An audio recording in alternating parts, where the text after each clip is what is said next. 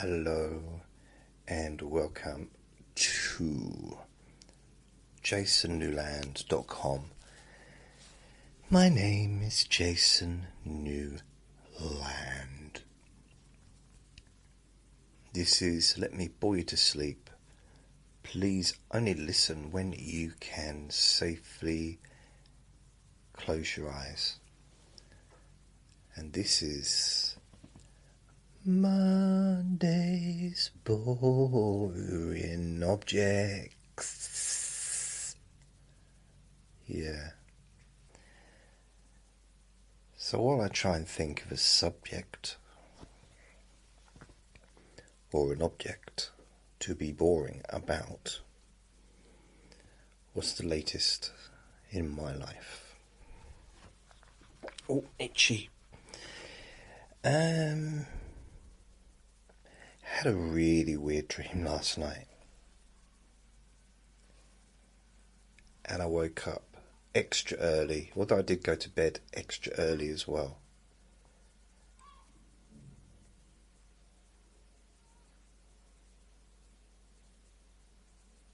But I woke up and I thought, I'm just going to stay up, so I did. And then this morning, because I think last night I was working out what was I?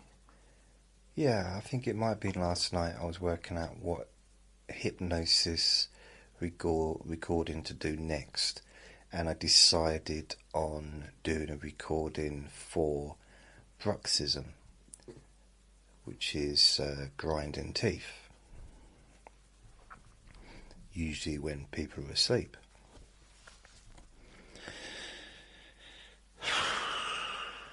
And this morning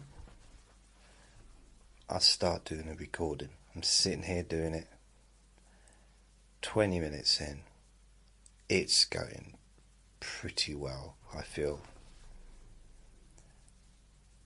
And I realise I've not pressed the record button. And I go back to bed. I'm furious. So what I did this afternoon, I gave it another attempt. At this time, I completed it. And I couldn't believe it was like nearly 2 hours long. I think it's 1 hour and 55 minutes. So it's a very thorough recording, and it took quite a long time to edit and to process and all that. So I feel like it's sort of taken up most of the day, really. That's okay. I'm quite pleased with it, kind of. It's just, I'll ask for a favour here from anyone that's listening. If I do a recording that, let's say a hypnosis recording, that fits in with something that you would use, for example, I did a lupus one the other day. I've done a few different ones recently.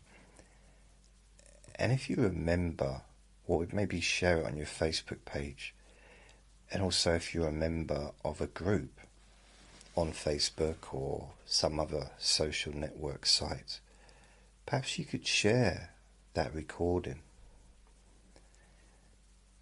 Because it's quite hard for me to share it myself, because a lot of groups class that as spam if I start sharing my own stuff. No matter how good intentioned or maybe useful it might be. So, it's something to think about. Maybe if it's possible, it would definitely help.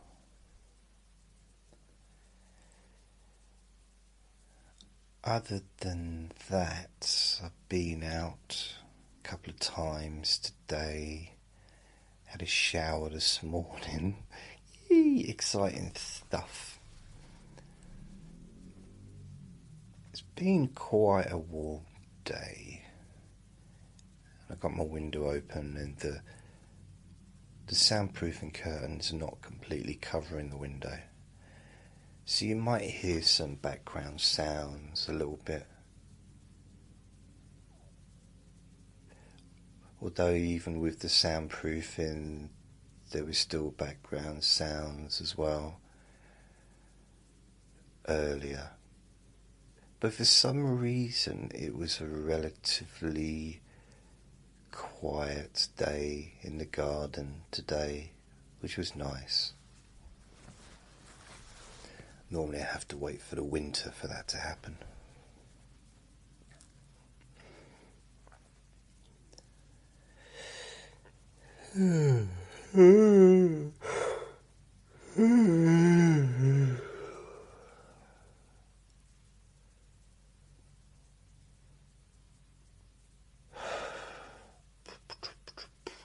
Feeling quite tired actually. I'm nearly ready for bed. I mean, it's only 7:30. Oh, the sound has started. I'm not going to block it out. I'm just going to leave it as it is because it's too warm to have the window closed.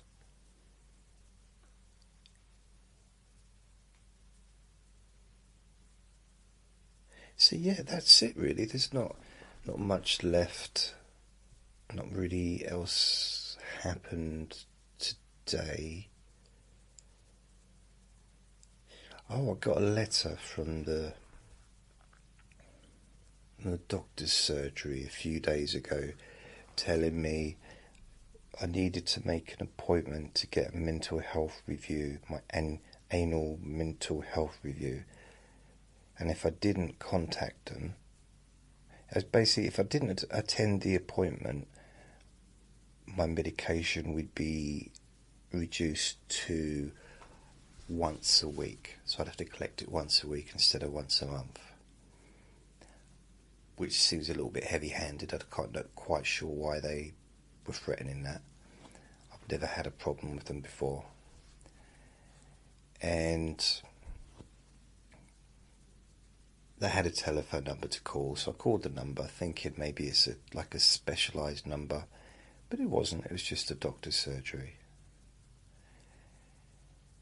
And I got through and it said click here for appointments, so I clicked the number for appointments, and it said you have to go online, you can't do appointments on the phone anymore, we don't take appointments. No. I'm like, okay, that's just, I mean, I suppose I am fairly internet savvy to a degree, but I do think about people that aren't,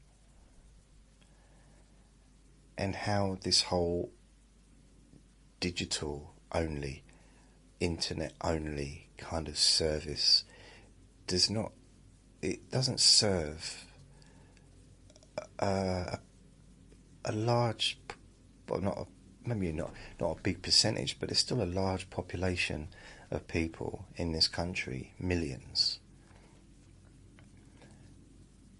that are going to struggle with that. All they want to do is make an appointment, phone a number and make an appointment. But no, you've got to go online and you've got to do this and you've got to do that.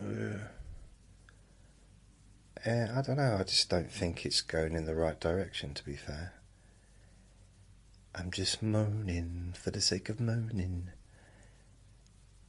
Yeah, I don't really like it either. I want to be able to just phone up, speak to a human. I'm the same when it comes to shops as well. I won't use the self-service unless I really have to. Although I don't go out that often, but the previous couple of months I have been going to the hospital and using the shops in the hospital, like WH Smith's, Marks and Spencer's and Costa Coffee. Those were the three places that I went into.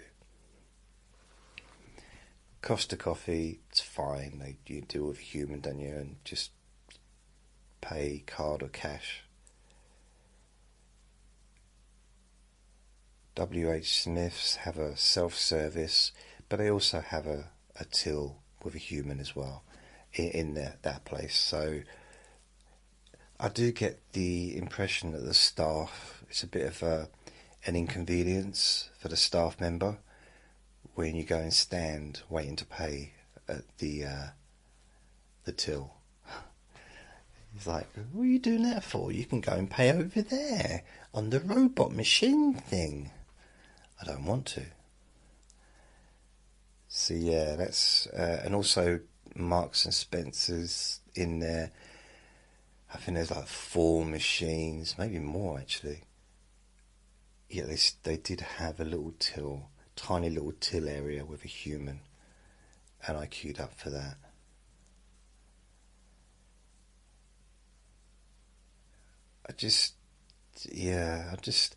It's always been a little, just a slight annoyance to me right from the start, right from, however many years, 20 years, maybe longer, since self-service machines started out. And there was, even though it's a novelty, and I did try them out, but I just found them to be not very good.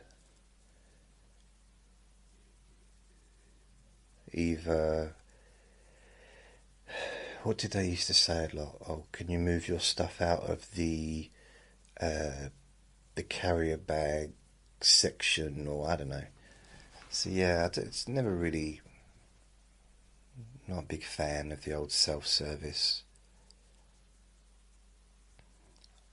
McDonald's have self-service now, but you can also order at the till as well.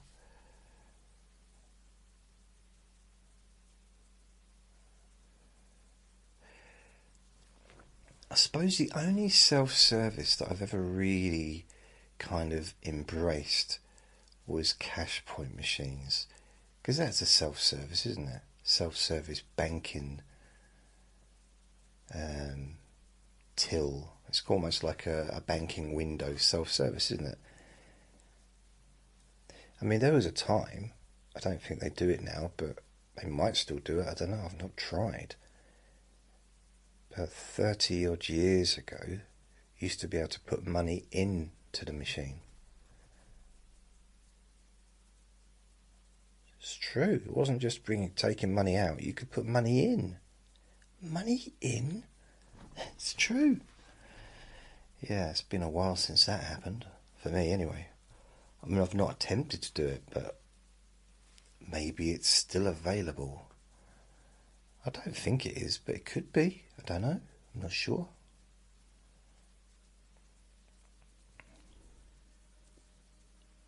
I've been thinking about Uncle Sausages and whether or not to try and get up to Northern Ireland because basically he's having his cremation here near the end of the month, and then what's probably in about a week and a half, actually.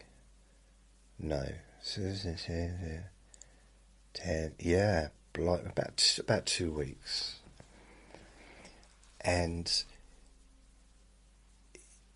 his ashes are being sent to Northern Ireland, and there's going to be a ceremony there for him with the Boys Brigade, which is, Uncle Sausages used to be in the Boys Brigade. I think he might have been in it as well when he was a kid, but he also was in it as an adult, running it, helping to run it. He's one of the, I don't know, soldiers or officers or whatever. So he's very passionate about that. And I did think about maybe trying to get up there for that, and then maybe moving from Northern Ireland into Ireland and visiting a couple of friends that live in Ireland, and also making a bit of a, is it homage? I don't know, a visit to Andre, my original friend Andre, to his grave, who was my friend in the 90s. He's who I named Andre after, little Andre the ferret. Because they used to call him No Legs. That used to be his nickname at work, Andre. Which is weird because, it was trying to make out that he was short, but he was probably taller than me. He was probably 5'8", 5'9". He wasn't tall, but he was still, it's like they called him, everyone had nicknames except me. Which makes me wonder what my nickname was, because no one told me. Although, in the canteen at one of my jobs, I used to get called Professor because I was wearing glasses. It shows the level of where I was working. Although saying that, they were really nice. Both the ladies that worked there, I really liked them a lot. They were good. They knew my name as well. They just decided Professor was a better name. Plus, I worked there for years and years, on and off. I dreamt about being there the other day. Being back there. I don't know if it was last night or if it was the night before, but it was another weird dream, and went back to, trying to figure out where I lived, where, maybe living in 3 different places. And I remember asking someone to knock on someone's door, a previous place I lived, and asked them if I still lived there or not, because I couldn't remember. If I still had some of my belongings there. Which makes me think, what should I talk about today? Have I talked about all the different places I've lived? I think I have. I've talked about the jobs I've had. I've talked about girlfriends I've had. I've talked about my nan, talked about stepmummies.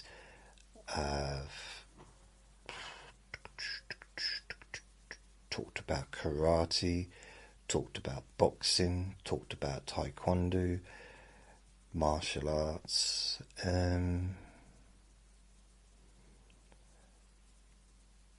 bodybuilding last week. Yeah, and that was the subject. I think it was last week. It was last week or the week before.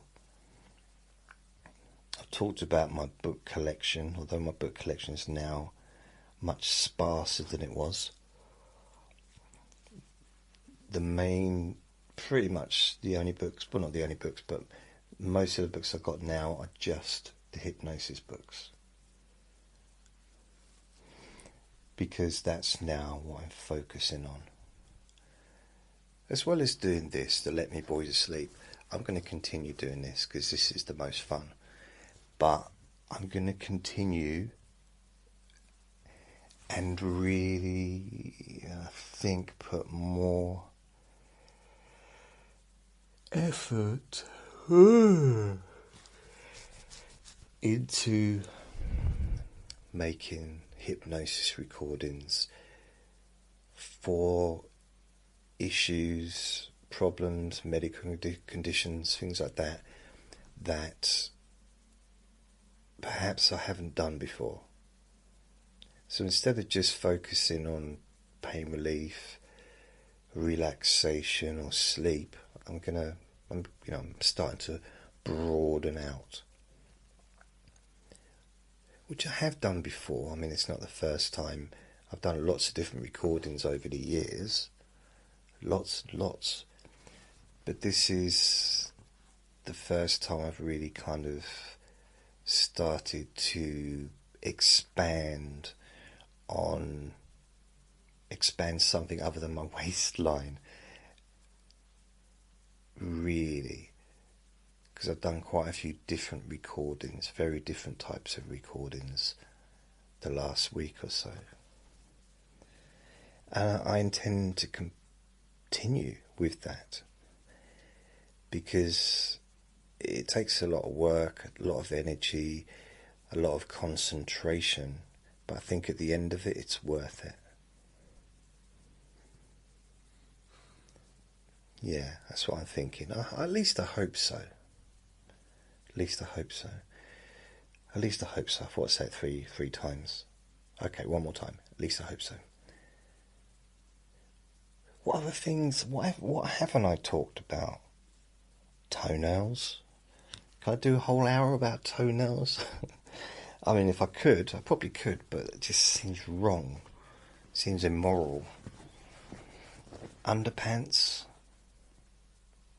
Yeah, perhaps I won't do that. Shoes. Shoes. Okay, I'm going to talk about shoes. That's boring. That's boring. I've never talked about shoes before. The different shoes that I've had over the years. Wow. It's quite hard to remember too far back, because shoes is not something I've never really been a fan of shoes. I mean, they're handy, but I don't think I've ever generally bought a pair of shoes and been super excited about it. Generally. I mean, maybe there has been a couple of times, but not really. I can't really remember shoes I had as a kid, like a little kid.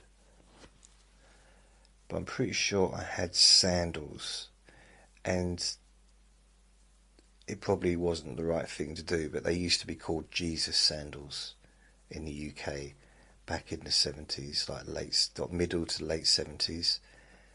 And they were just sandals with the toes, you could see the toes and whatever. And so I had them. Not something I would have now. I mean, I think my toes do not.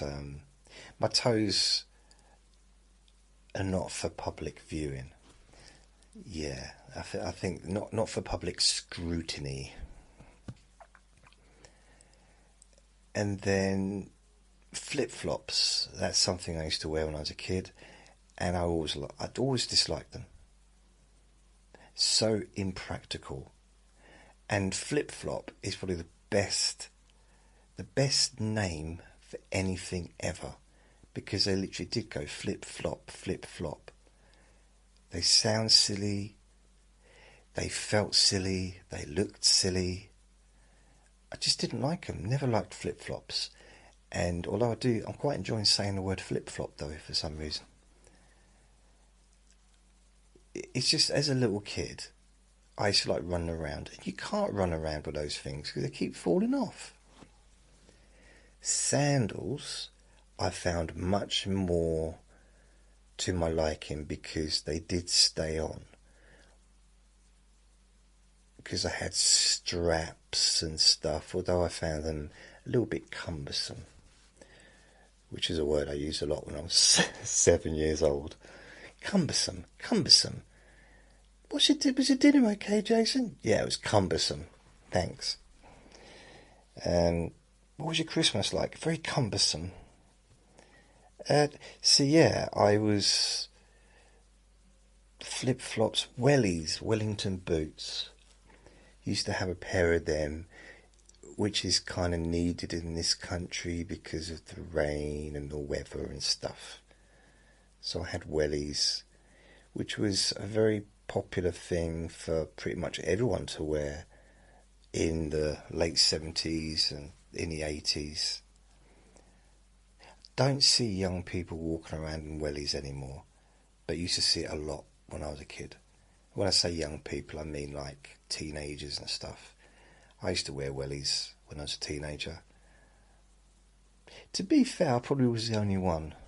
I was never up to date with fashion. I really wasn't. I was always so slow. I mean, I remember when I got my first BMX, I bought a BMX bike from the catalogue, and I paid for it myself from my pocket money. Not my pocket money, from my newspaper round money. And I went next door to ask them to help me learn some tricks, because they had BMX bikes, but they were in line with fashion. So I was about 2 years too late, and they said, "Well, moved on from that. We don't ride BMX bikes anymore. We don't do tricks anymore. Did you not notice?" I said, "Yeah." And I said, "Can you teach me some breakdancing moves on the lino?" And they said, "No, we haven't done that for probably 5 years, 4 years." Because there were certain things that were really popular in the 80s when I was at school. Breakdancing was one, BMX bikes was another. Possibly skateboarding possibly, but I know definitely BMX bikes and breakdancing. The two things, I didn't even attempt breakdancing, which is kind of weird, because I possibly may have been quite good at that, because I was quite nimble as a kid. But I didn't like the idea of people watching me. And it was always, the kids that did the breakdancing were always like a group of kids, the popular kids, and the ones that were kind of in a gang, kind of like, not a gang, but a gang bang gang, but kind of the popular kids all getting together and stuff. And I was never part of any kind of popular group, popular gang. I just had individual friends who, almost like school colleagues really. So I knew different kids at school that I'd talk to, but I was only really had close friendship with a couple. So, and my next door neighbours, a couple of kids there, one was a year younger than me, one was 2 years younger than me, and they were both cool, but they literally they were cool. They was the cool kids. Always had the latest clothing, the latest. They were just on the ball with that stuff, and they were really popular as well. And although I wasn't in their friendship group, even though they went to school with me, and I used to say hello to them, but they were my next door neighbours, so I'd known them for, well, from 79 to 86, so I'd known them for a long time, so it's just almost like they were just there and we were there, but I never really, I think I sometimes went around their house, but generally not much. I don't think so. I think they probably did, because I know that their dad and my dad were friends. Yeah. Because you know what they say, good neighbours become good friends.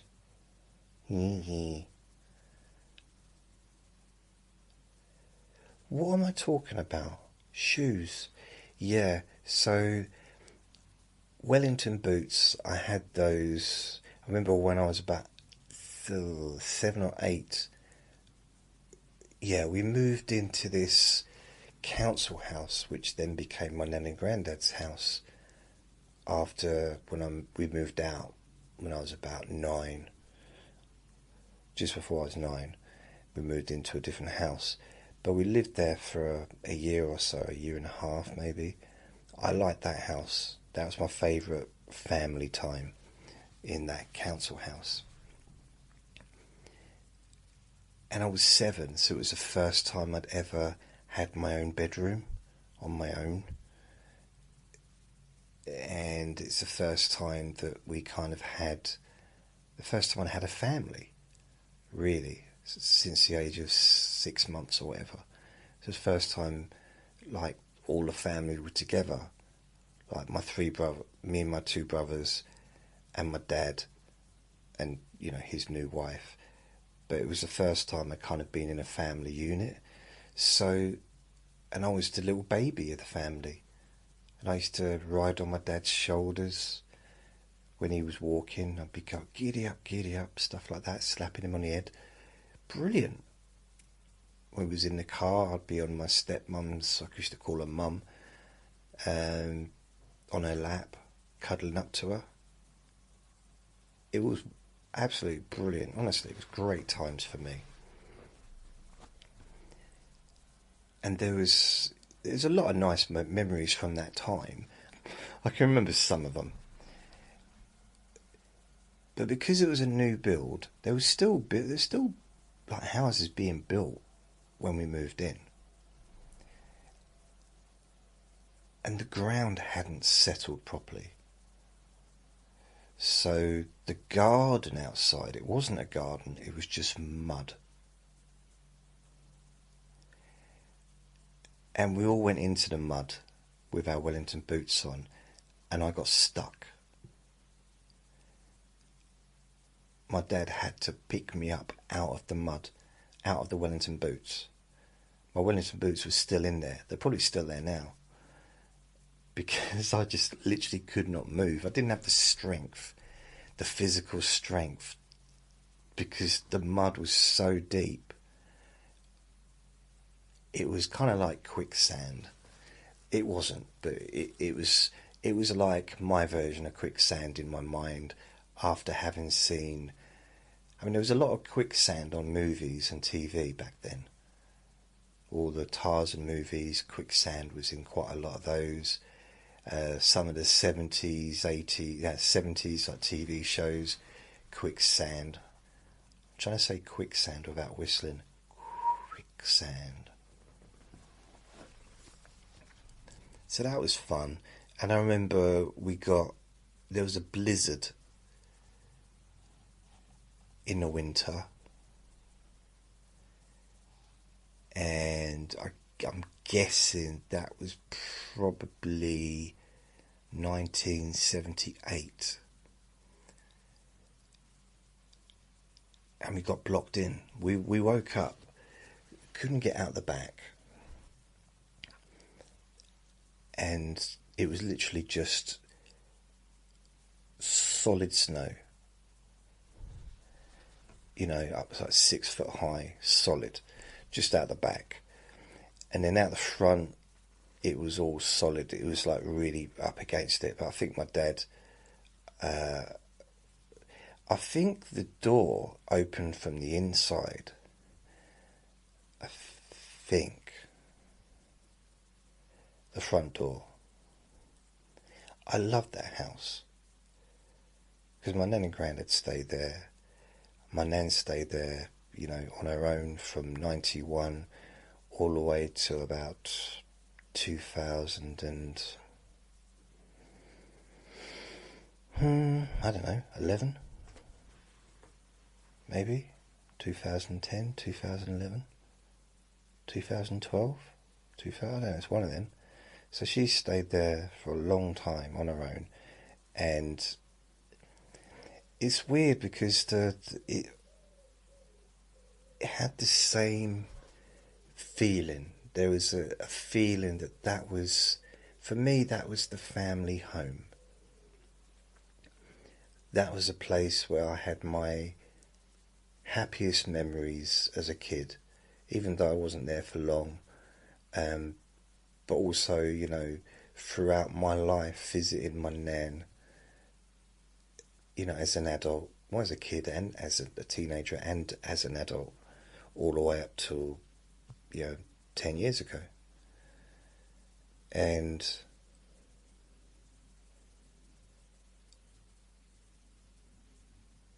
yes, it's quite a nice fuzzy little feeling around my left knee.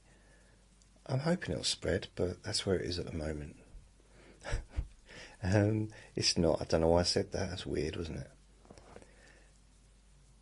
The good thing about this is we got the day off though, because that's no school, no school.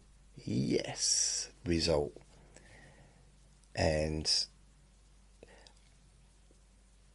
my dad cleared the front out. You know, he cleared the pathway out the front. He left the back because it just had to wait for it to kind of dissolve a little bit because it was so full on. So we just left that.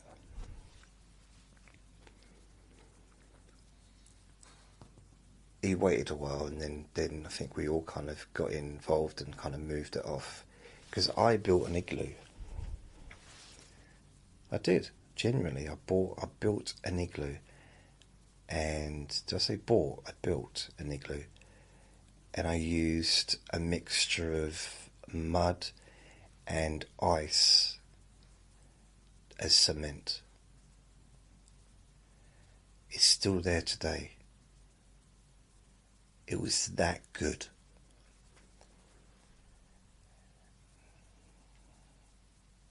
Actually, I think it might have just been mud. No, there was definitely some ice involved. Because I was quite specific, and I cut the ice into bits and made proper bricks and did it that way. So yeah, I didn't mess around. I did it properly, I thought. And I spent hours and hours and hours doing this thing. I was very, very pleased with it. But I remember the snow was so deep, it was up to my waist, I think, in parts. But at the same time, I was 8 years old, and I was probably about 3 foot tall, so it probably wasn't that deep, apart from the bits that got blown into a heap. But it was deep enough for everything to be closed. Brilliant day. That was a really good day. I'm not sure if it's the only day. It might have been more than one, but I remember my dad taking me and my 2 brothers behind the house, and there was this slope which was just directly behind the house, and there was a motorway running across. So this slope, him and my 2 brothers were kind of sliding on a sled. I just watched because I didn't want anything to do with it. I wasn't really much of a risk taker. And I like my oldest brother, he was 4 years older than me. So he was like 11, 12 or whatever, I don't know. 8, 9, 10, 11, 12. So he was just having fun. He wasn't really scared of stuff like that. My other brother, the younger than him, so he was 2 years older than me, he weren't scared of nothing, ever. You know, he'd have jumped out of a plane with a parachute at that age. It wouldn't have scared him. He just fearless. I was a little bit different. For me, I couldn't see the point in sliding down on a sled made of plastic heading towards a fence. Like, how's it going to stop? How am I going to stop this thing? And then my 2 brothers at the bottom saying, "We'll stop you." Like, yeah, okay. Yeah, you know, I'd spent 8 years of my life with these 2 blokes, these 2 older lads. I knew not to trust them. By them saying that they'd stop me from going headfirst into the fence meant that I was probably going to end up going headfirst into the fence. And if I didn't reach the fence, they'd probably push me into the fence. So, yeah. Because I was the youngest, I got a bit of the brunt of that at that time. But you know what? Here's something that is an acknowledgement that they won't get to the ears that it's needed. But I'll say it out loud anyway. My oldest brother, 4 years older than me, for a period of my life, he was like a father figure, however ridiculous that might sound. So when I was really little, he used to be put in charge of looking after me and my other brother. So let's say I was 4, my other brother was 6, and my oldest brother was 8. We'd be left for days, and my brother would be looking after us, make sure that we ate, make sure we were safe. And he was 8 years old. I saw him as an adult, and also the fact that he was always much, much taller than me. Like, I know he's 4 years older, but he's like 6'4" or something, and I'm 5'8". I wasn't then. I would have loved to have been 5'8" when I was 4 years old. Wow, I'd be an absolute giant by now. Anyway, yeah, so I didn't appreciate him at that time. And I don't think it's ever been appreciated what he did, how much was put on his little shoulders. This 8-year-old looking after 2 younger brothers for long periods of time on his own is, yeah, it's weird. So he was, even when he was in a children's home, he was the father figure even then. I listened to him, what he said when, you know, I did what he told me.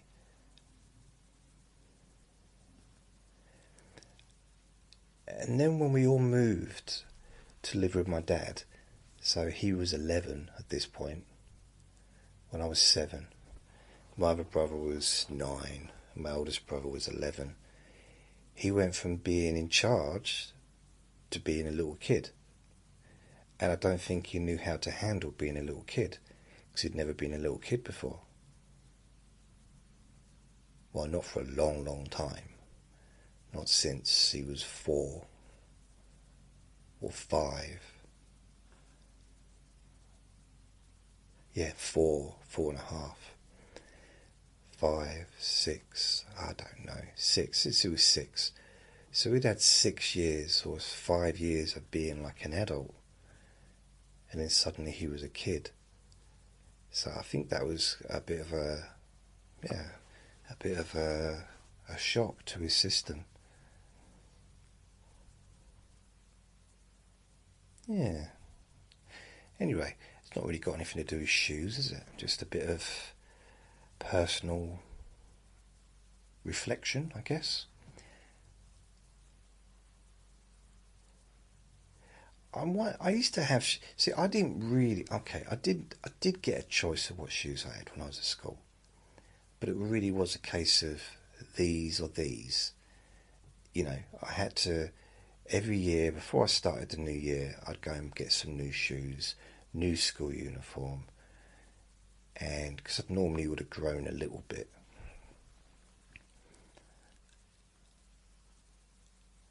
Sometimes, if I'd grown a bit, you know, if my feet had grown a bit too much or my shoes are falling apart, yeah, I might get some new shoes halfway through the year. So I remember, I think it was in the 4th year of high school, maybe the 3rd year, and I bought these shoes, and I thought it would be a good idea to buy ones with, okay, not a high heel.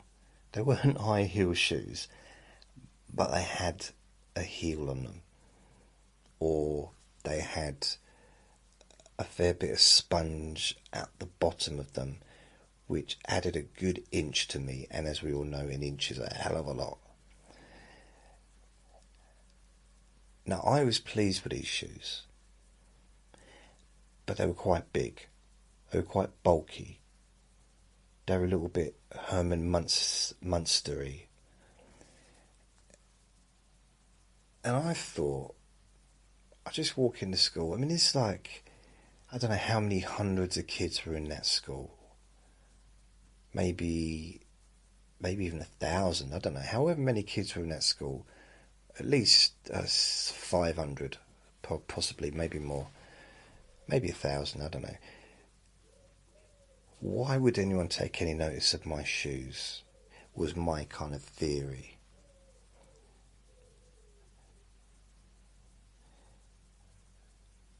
I mean, in my experience, I've found that people have a tendency of focus on the wrong thing, you know, on the wrong thing.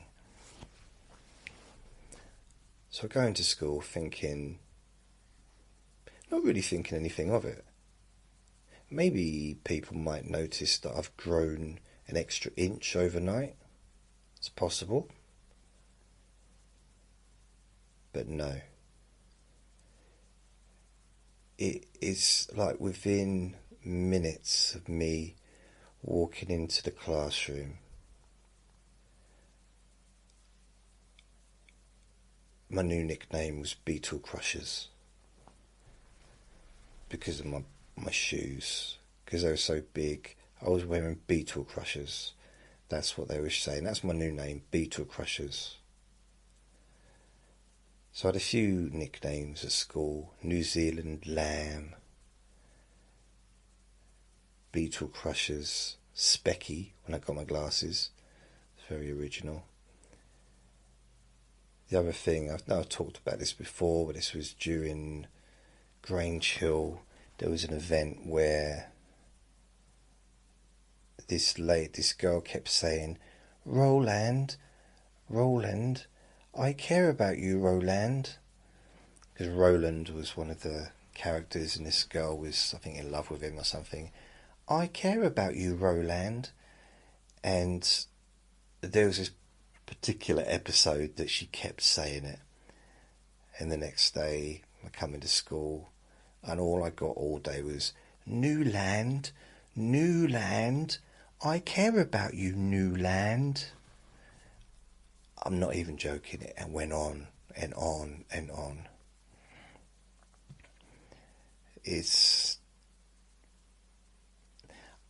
Sometimes it got so bad I just had to urinate myself just so they start giving me a different name. You know. Anyway, so I had various pairs of trainers. If you might live in a country where they're wrongly called sneakers, but trainers is the correct word. I never understood why they're called sneakers. Because you can sneak around in them without anyone hearing you. That's a bit dodgy, isn't it? That's a bit wrong. It's a bit criminal. Criminal. So I used to wear trainers. Wore football boots at school, for football. I had those. Had trainers for the other stuff I did. I used to, talking about boots, or talking about food. Boobs, not boobs, boots. Or footwear, really. When I was in the Sea Cadets, I had these boots. And part of if you know anything about the Sea Cadets or the Army Cadets or probably the Royal Air Force Cadets, there used to be a big thing about making the fronts of the boots really shiny, almost like mirrors. And I used to do this with my brother because he was in the What was he in? He was in the RAF. He was in the Air Cadets, not the RAF Cadets, the Air Cadets. So my older brother was in the Air Cadets. I was in the Army. I was in the Navy Sea Cadets. Blimey. So he was in the Air Cadets. I was in the Sea Cadets.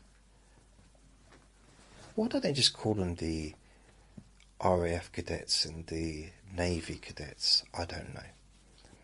So anyway, we used to do our boots together, and part of the thing was to put polish on, melt the polish with a lighter, and then have a little bowl with some water in and a cloth, and then just basically do circles in it. We'd spend hours doing that. What a waste of time. It really was. And then I'd get to the Sea Cadets on a Tuesday or Thursday night, and I'd do it. And sometimes one of the officers would say, "Oh, that's not done good enough," and they'd literally stand on my shoe, and I'd spent maybe 4 hours shining them. Sometimes other cadets would do it, just as a joke. Yeah, it didn't go down well with me. But I managed to do it. I managed to I even got the smell is kind of stuck in my head. That smell of polish and like burning polish and damp cloth, and yeah, it was. There's a degree of satisfaction doing it, but there's also a percentage of absolute pointlessness doing it as well. So I guess back then I didn't realise how valuable time was. But I don't think it taught me anything. I think it's supposed to teach, discipline, self-respect, stuff like that, and I don't have any of that stuff. I've never had any self-respect or pride. Nah, hasn't really raised its head. My voice is very croaky. It's probably because I spent 2 hours making a recording earlier, and also because I'm sitting here with my neck crunched over. Hello, Vinny. Sorry, it's just yawned. Did I wake you up? And so that's another bit of footwear that I probably spent the most amount of time doing. Vinny's looking at me like, "Oh, what are you doing, Daddy? What are you doing?" And then when I left school, he keeps looking back at me. What is it? You want me to just tickle your nose? Do you want me to tickle your nose? Do you like that? Do you like that? Okay. Just stroking his nose. He's liking that. So when I left school, I suddenly had a bit more options, in a sense of I was getting paid. I had money coming in. However, I went between wearing absolute grotty clothes where I was working, including horrible trainers that were wearing away and they were getting wet every time I was working in them. Then he just did a little growl at me. But during that period, when I first started working there, I was buying myself some nice clothes to wear when I wasn't at work. And because Justin, his name was, he was still at school, so he was like a year younger than me. So yeah, he was still at school, and he was part-time working in the chip shop. And he took me shopping because he was super fashionable, like a bit like my next door neighbours were as well. he was like, the thing at the time was baggy trousers, and everything about him was immaculate. His haircut, all his clothing. He was just so, like, that was his thing. So he kind of tried to tidy me up a little bit, and he took me to a couple of his secret shops that he went to. I mean, they weren't secret, but they were places that were a little bit off the beaten track, as it were, in a different town. And so instead of going to Next or to some of the more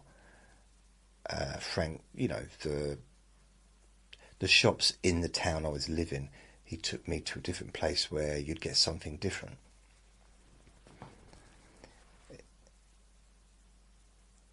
So I got these boots from this shop, and they were like cowboy boots. It's true. And they clicked when I walked. They clicked when I walked, and I loved them. I loved my boots. At this time, I was still 15 at this point, I think. Yeah, I would have been still 15. And I loved my boots. This is probably the summertime. And I was just clicking along. And I was wearing nice clothes. But then when I went to work, I put on these horrible jeans that were just caked in batter. And when I say batter, I mean like fish and chip batter.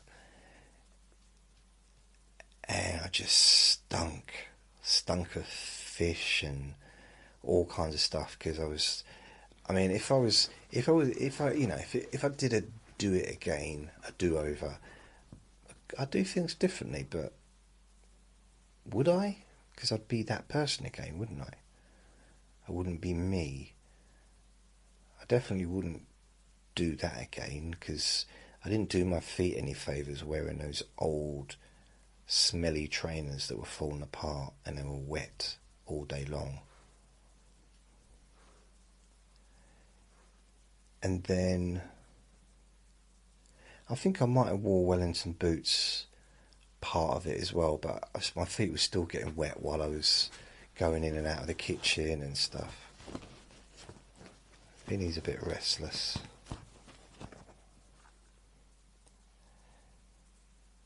So I liked them boots though, they were nice. And then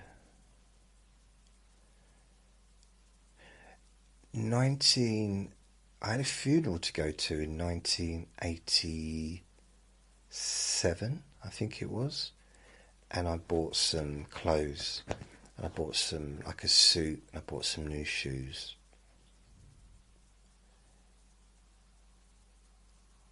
And then during the late 80s, I used to buy, I think most of my clothes that I got was from like Next or Marks and Spencer's, places like that, just B&H or Debenhams. So I didn't spend much money on clothes, because when I did buy something, it lasted a long time. So let's say I spent £10 on a pair of 501 jeans. That'd be the only pair I'd buy for a year, maybe. I only ever had a small amount of clothes. I still do, really. It's just the way that, because I've been almost like a bit of a traveller, moving from place to place. We know what travelling is. I know what I mean is not really travelling. I mean, as I've travelled a few distances, but it's just, apart from the last 10 years, I've kind of been on the move a lot. And I think I've moved about 50 times since I left school. Something silly like that. So I realised that the more stuff I had, the harder it was to move. The more I had to carry, the more I had to, it just, that's why for a lot of the time I just kept things to a minimum. And then I don't remember what kind of shoes I had in the late 80s. Really don't remember. Or early 90s. I kind of can't remember. This is terrible, isn't it? I can't remember any shoes I had throughout a whole decade. It was that unimportant to me. But in the late 90s, I probably had some nice shoes. Not like super nice, but, pleasant. Okay shoes, I mean. 2000s, I started wearing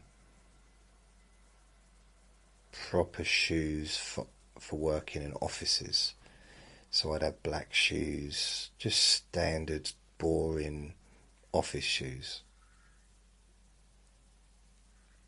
So I'd have that throughout the 2000s.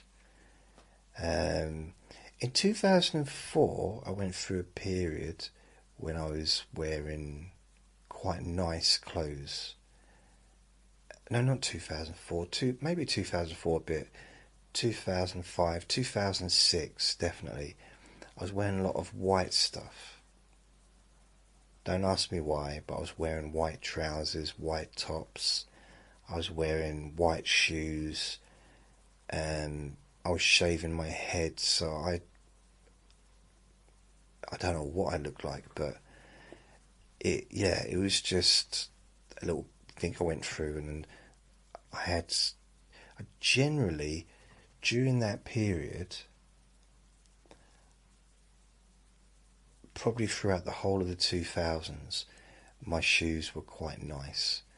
I generally had decent shoes, and if I needed new ones, I just bought them. So it's just not really a big issue. And I always had at least one, like 2 sets of shoes, one for work and one for at home, maybe 2 for at home, depending on what, it's all casuals.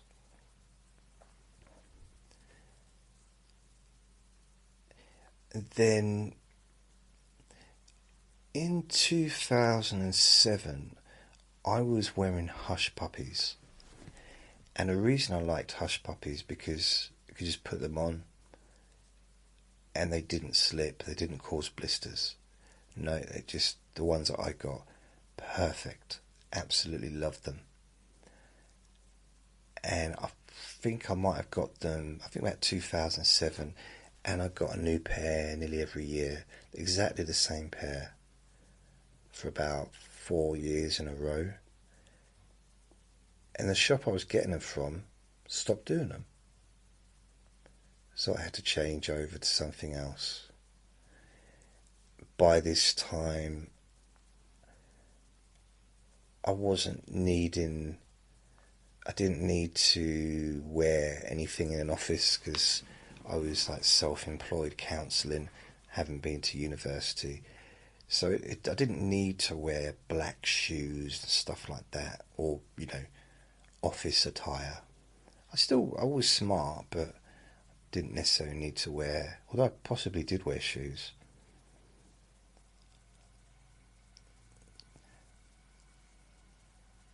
And I remember I bought some shoes for my nan's goodbye event, and I got a blister. I still got the shoes now, 10 years later, and I got such bad blisters that day. It was ridiculous. They were just too tight. I mean, they weren't too tight in the feet, they were just too tight in the heel. But I've still got them, I think, unless I chucked them away. And then the last few years, or the last 10 years, I suppose, I like to get what they called stretchers. Stretchers? That's not the right word, is it?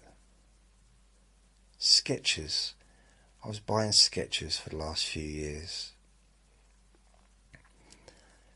And also a few years ago I bought these boots that were kind of really big, really nice boots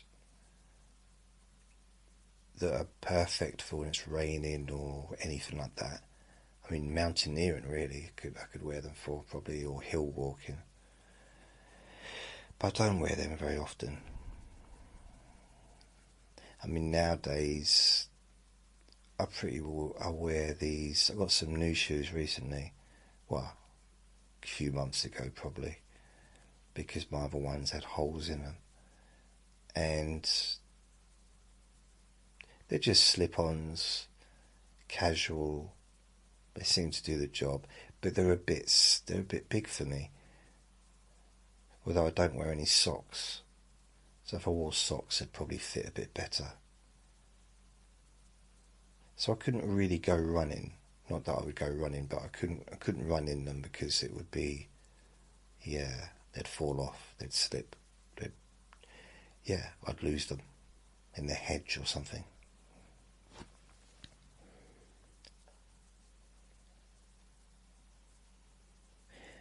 I did have some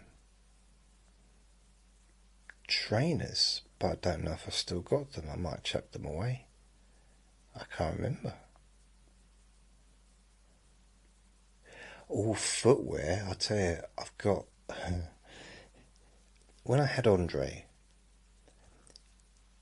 I've not talked about all the slippers I've had, have I? That'll be a different story. But when I moved in here, I had slippers. And Andre destroyed 2 pairs of my slippers, one after another. Just kept biting them and pulling them when I was wearing them, and when I wasn't around, he'd do all kinds of things to them.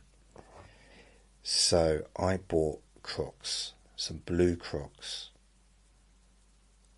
and Andre, he loved them as well because he could pull on them and bite them, but he couldn't. In some ways he probably liked them just as much. I mean, he still had my old slippers to do what he wanted to do with them, and let's not go into that, but he did exactly what he wanted. But the Crocs kind of, they were quite useful. And then I think they broke, they started falling apart, and I ordered some more Crocs. But this time I thought it'd be funny, I'd get some pink ones. I thought it'd make my friend laugh. So yeah, I got some pink Crocs, and that's what I wear now. You might think, well, why would it make any difference what colour they are? But people notice and people do comment. I think it's because they make me look so super sexy, I think. Must be what it is. Yeah.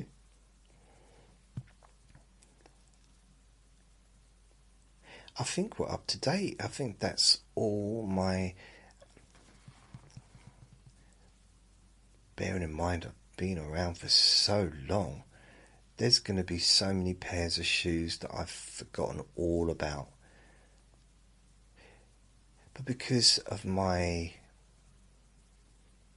I don't want to say lack of fashion, but that's the correct term.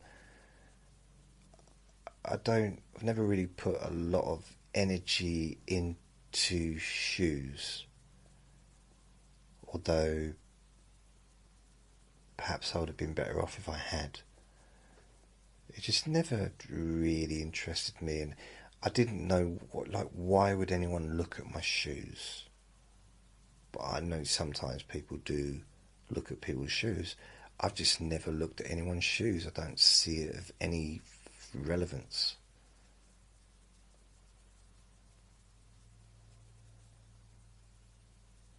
Yeah.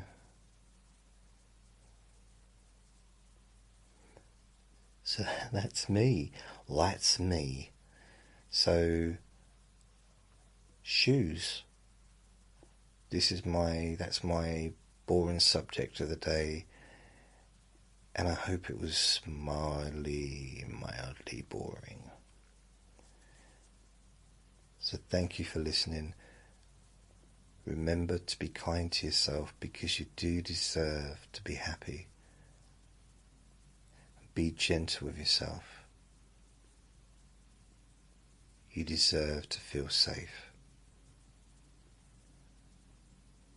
Lots of love. Bye.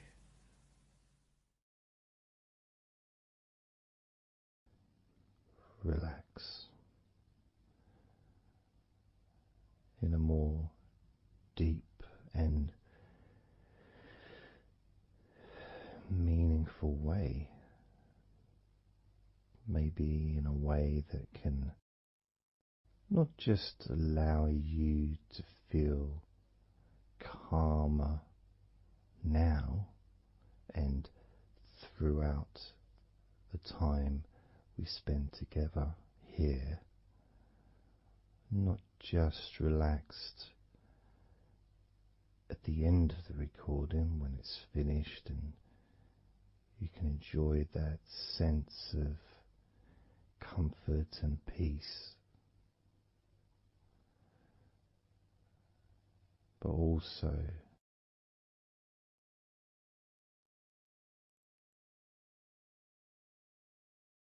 I think it would be nice to have those feelings of relaxation continue for longer after the recording is ended, so that you can still benefit from listening to my voice, maybe in a few hours' time, perhaps tomorrow.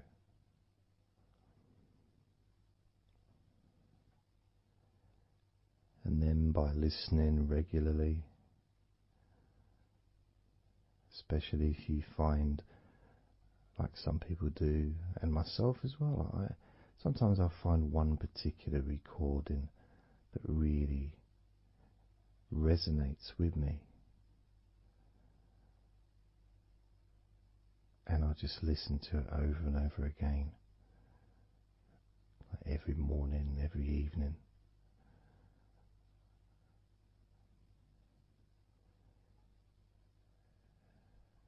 There was this recording from, we're going back to about 1999.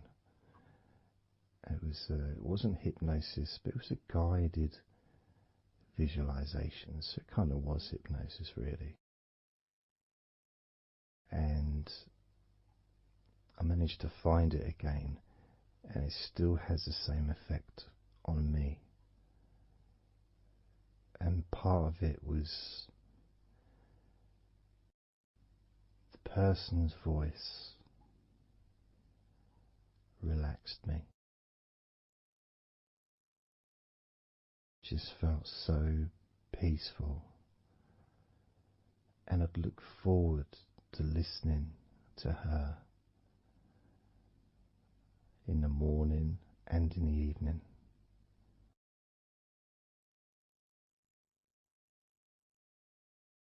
And I knew before even pressing the play button that as soon as I'd done that, pressed the play button, this was in the days of CD players, press the play button. In fact, it might have even been a tape recorder. I'd lie down on the bed, and then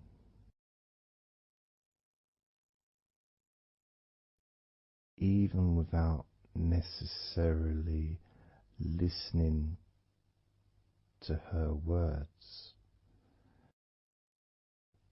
because I had them memorized, really. It was as if my body knew exactly what to do. And the muscles just almost went into automatic relaxation.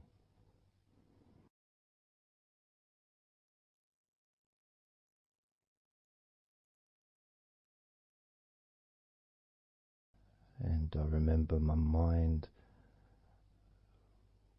would slow down.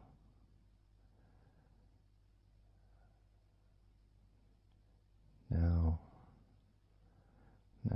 I was listening to this recording in the early days of learning hypnosis, and long before I ever made any videos or audio recordings myself, because I didn't start doing that till 2006.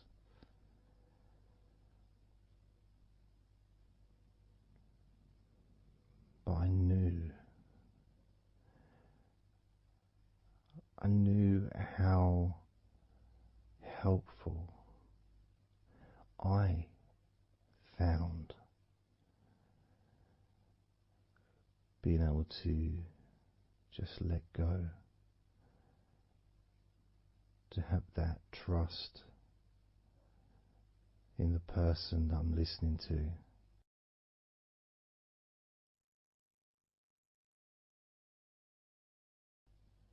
Knowing that it's going to be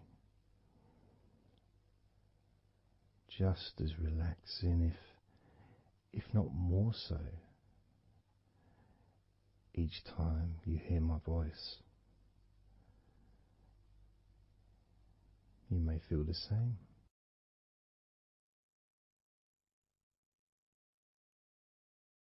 Some people have been listening to me for over a decade.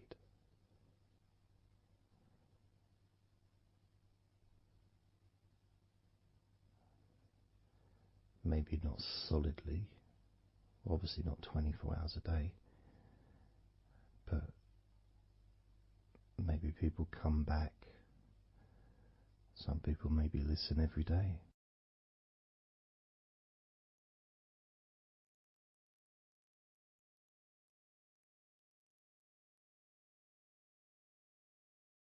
And something that I do, which you may not realize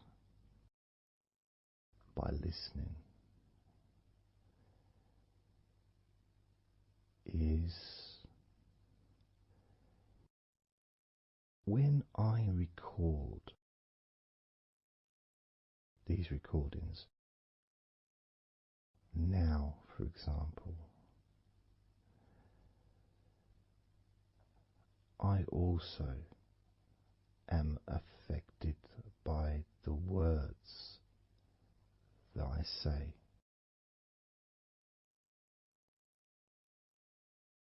So if I said to you, focus on your feet, notice your feet relaxing, I will be focusing on my feet. I will be noticing my feet relaxing.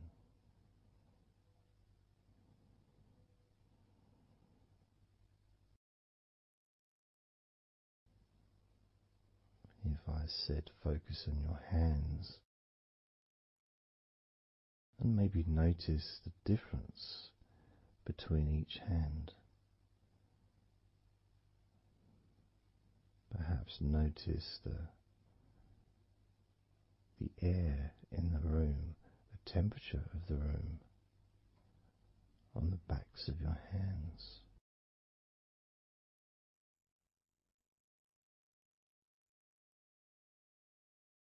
You may start to notice what almost feels like a very light breeze, even though there may not be any type of breeze at all where you are right now.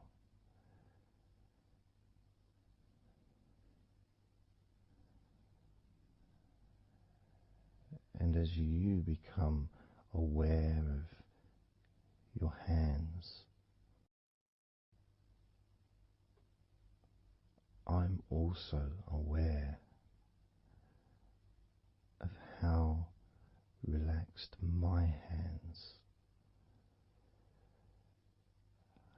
are feeling now.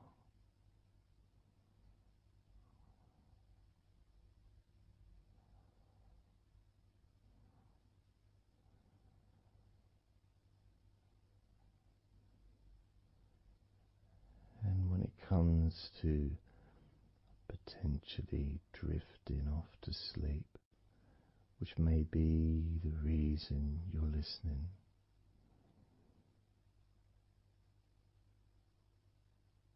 I also feel drowsy when I make these recordings. I also notice my mind drifting.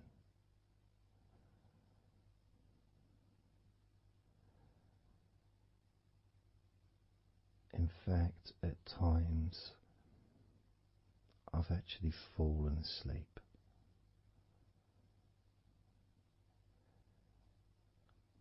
without even noticing.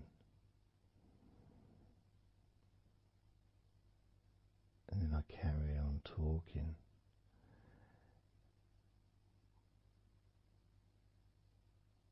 And it's only when I listen back to do the editing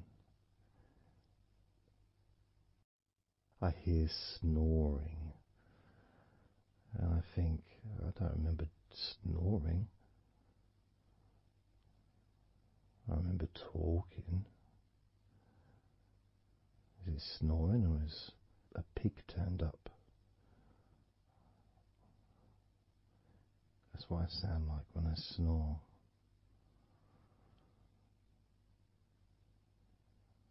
And I get really into the whole experience.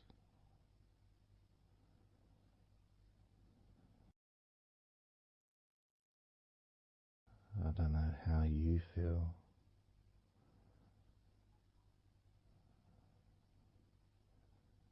How relaxed you feel in your feet. How relaxed you feel in your hands.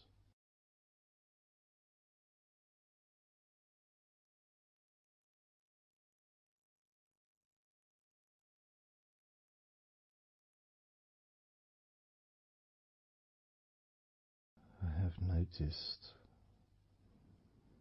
more and more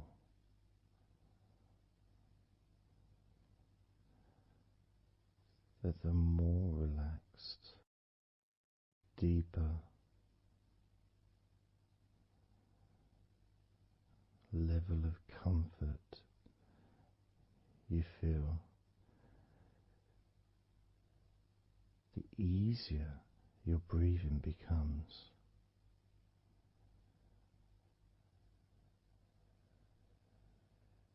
It's almost like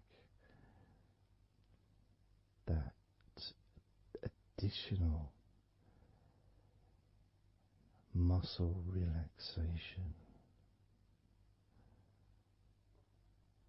So this allows you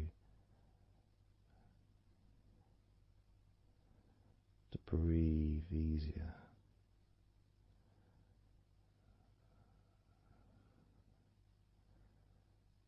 Without necessarily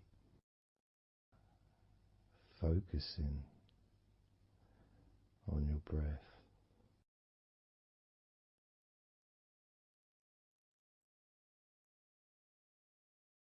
However, being able to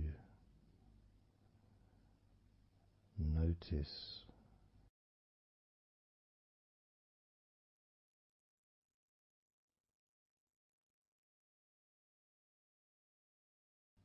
the ease in which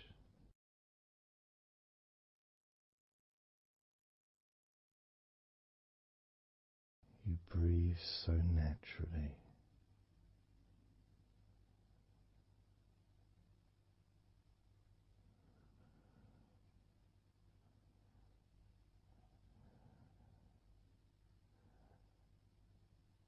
You breathe so very easily and smoothly.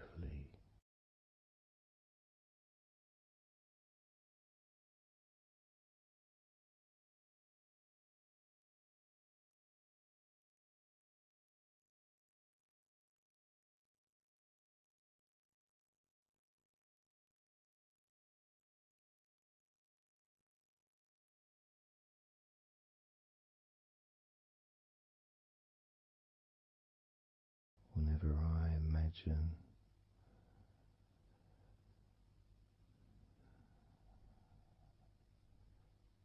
my breathing improving,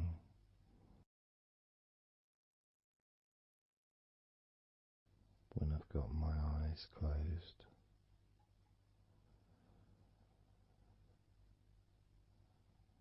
I tend to visualize a beautiful field with trees and flowers,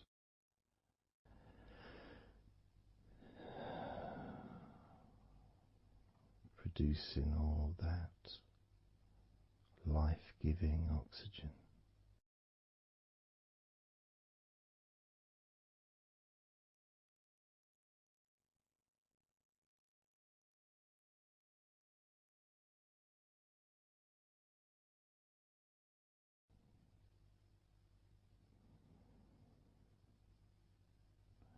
It feels nice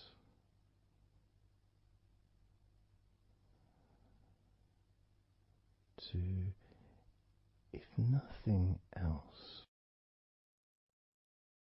just taking some time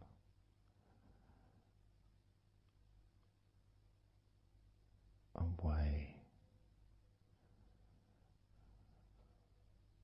from everything.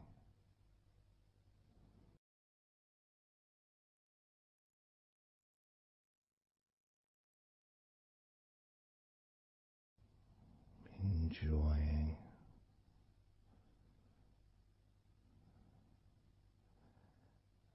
that feeling of peace,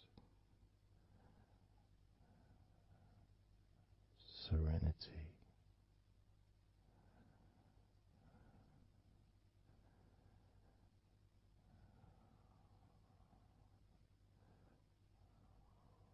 with a joyful heart.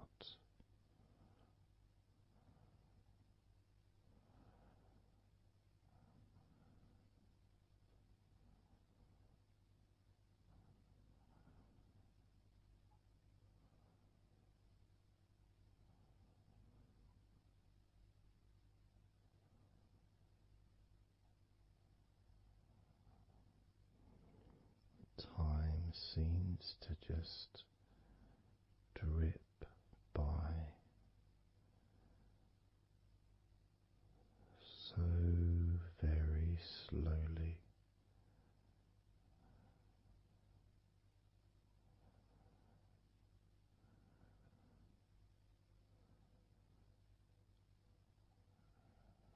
Relaxed,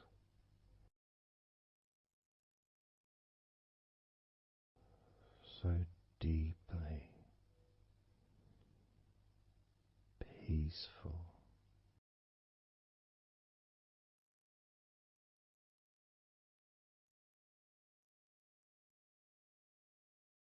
completely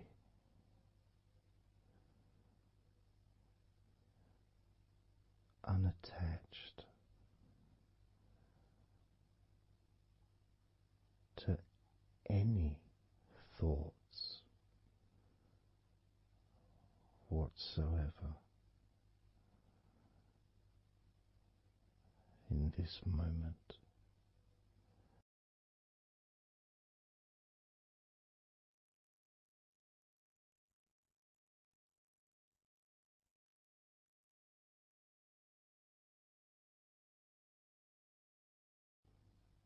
Completely free.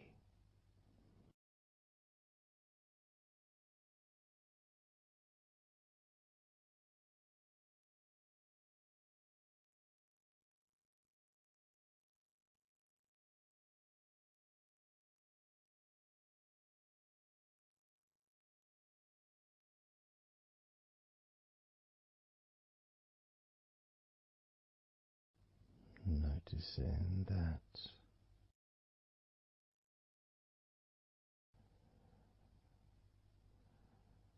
your mind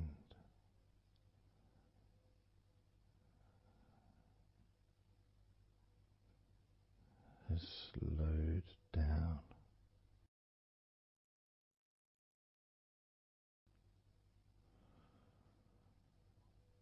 slowed down,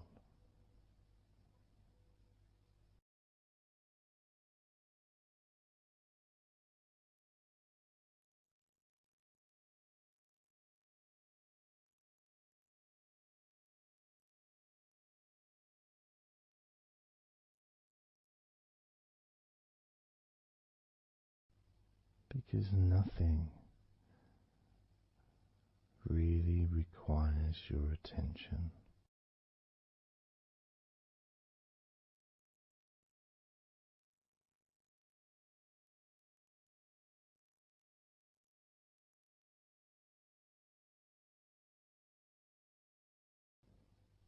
You can enjoy the physical sensations of allowing the stress to drip out of your body,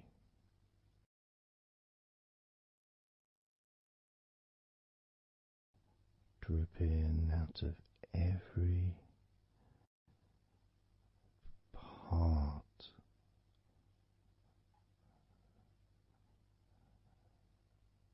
of your body.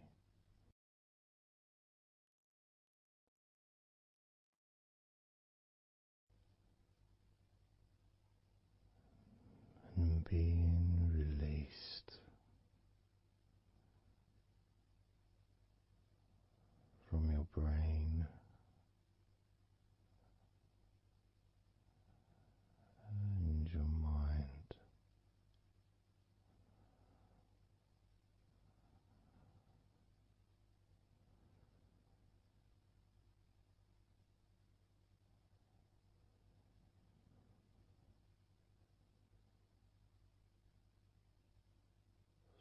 slowly but surely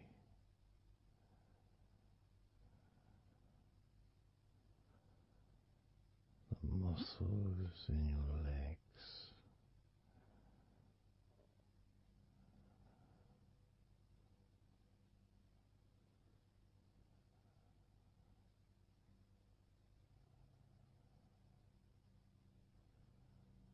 relax,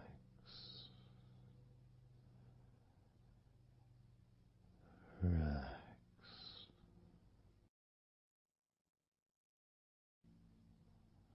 relax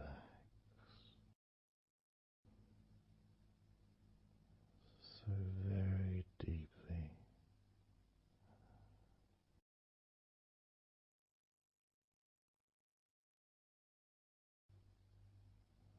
Relax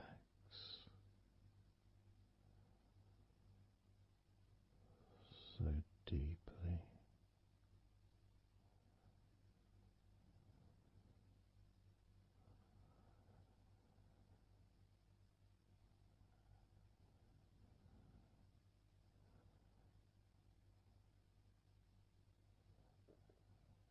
And the feelings,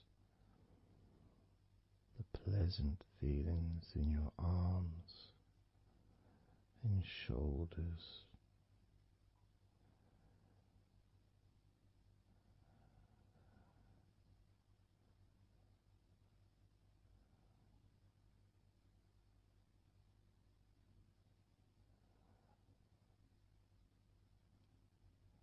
deepening each part of your body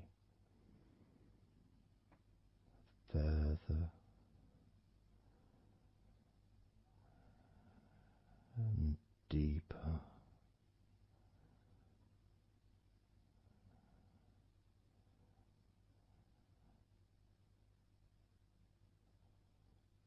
and deeper.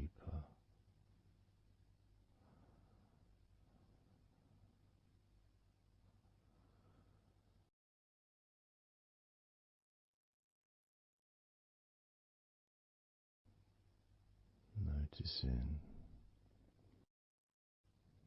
the feelings in the back of your neck,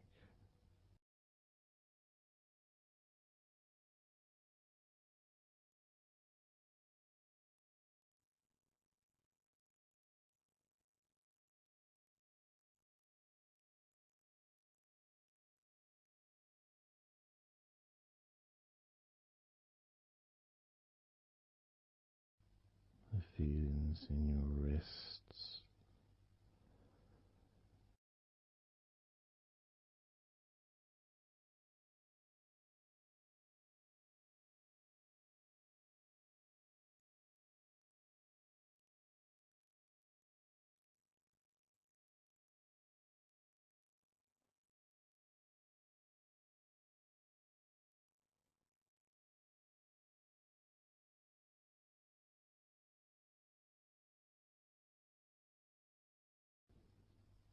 the muscles in the front of your body,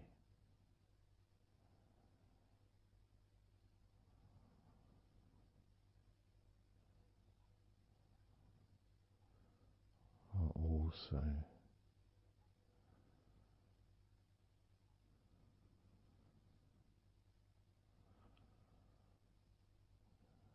feeling peaceful,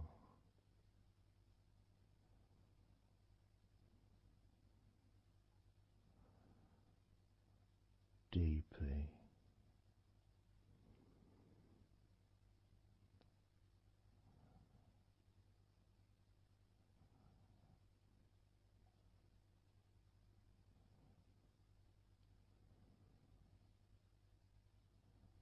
as a sense of peace spreads through your very core,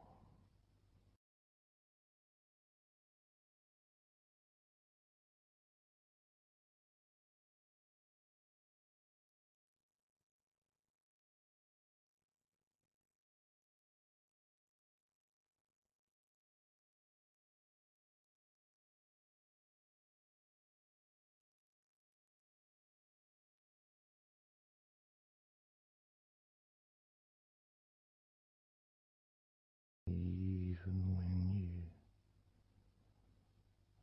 focus on your mind.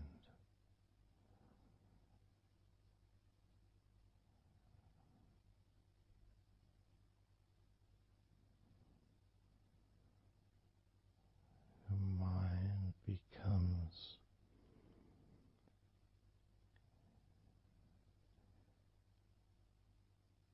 even slower,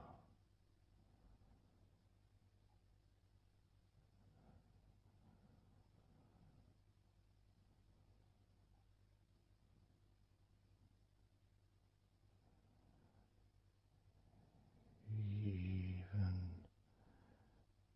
deeper,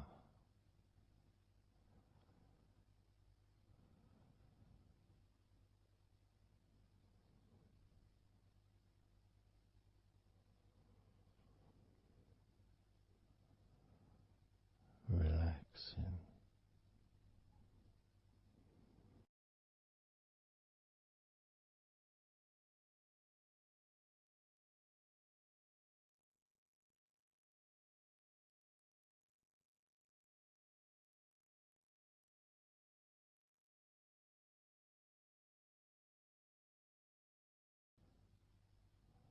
So very slow,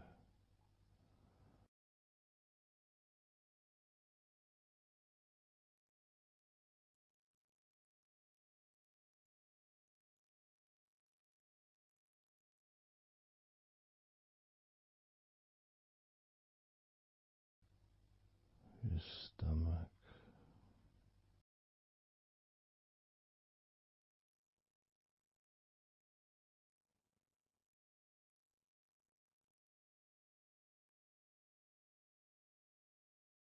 Peaceful in your stomach.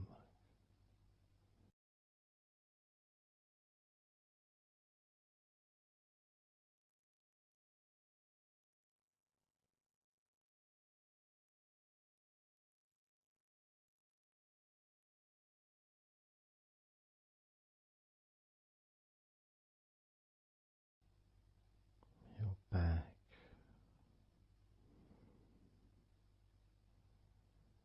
Notice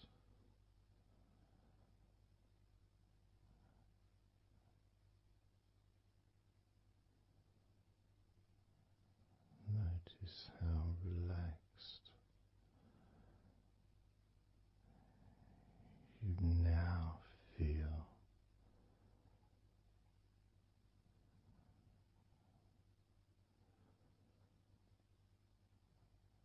in the whole of your back.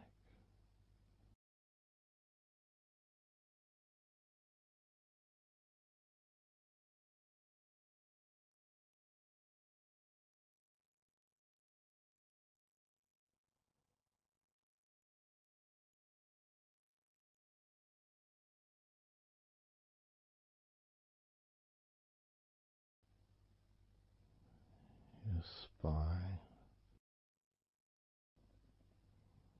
from your brain all the way down the middle of your back, sending and receiving millions of messages every day.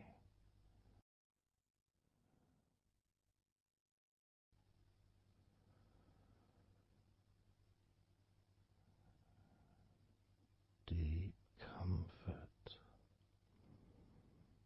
increasing.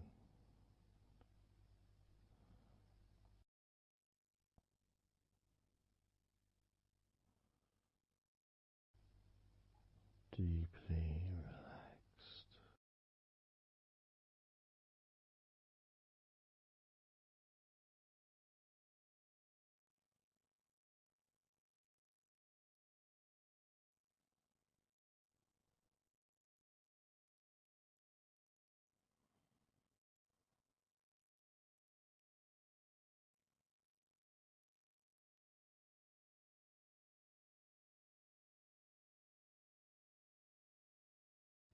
Your knees,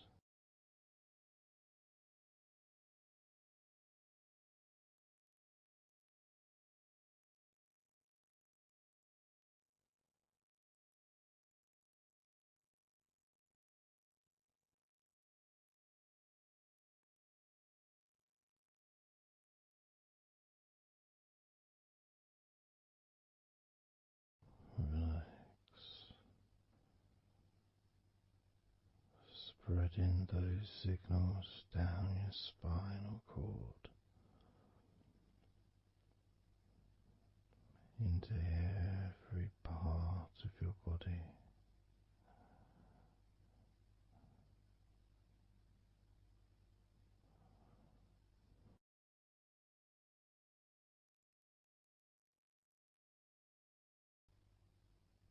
Your shins and your calf muscles,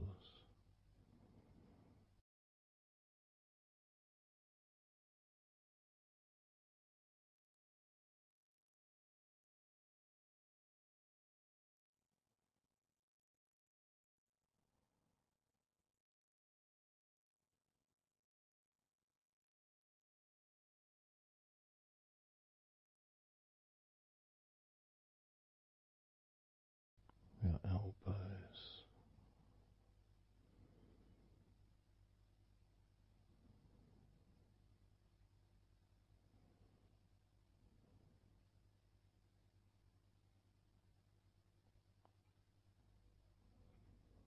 feelings of peace and tranquility spreading through your body. tips of your toes to your eyes, your fingers, all the way to your lower back.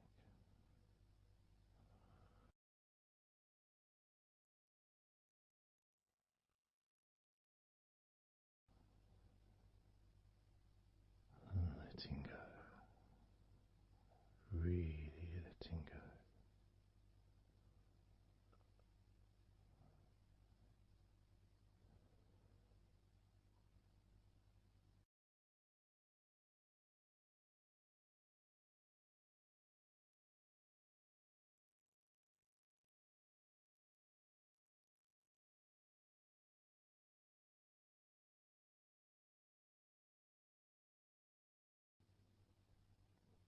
Peace.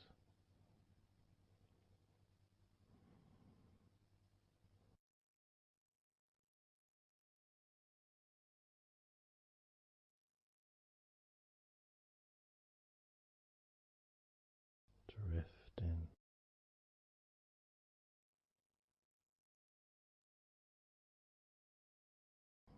mind just wandering away,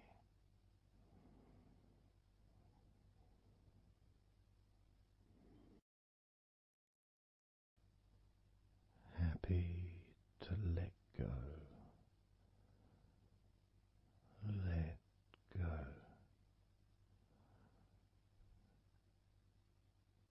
completely, let go.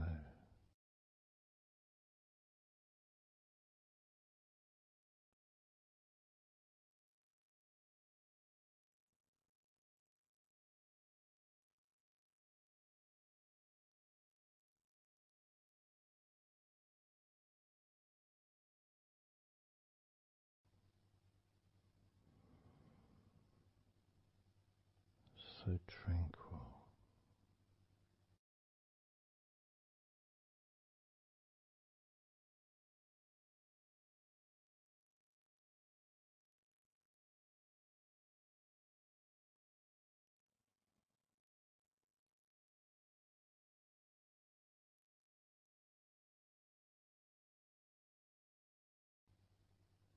your whole body enjoying a sense of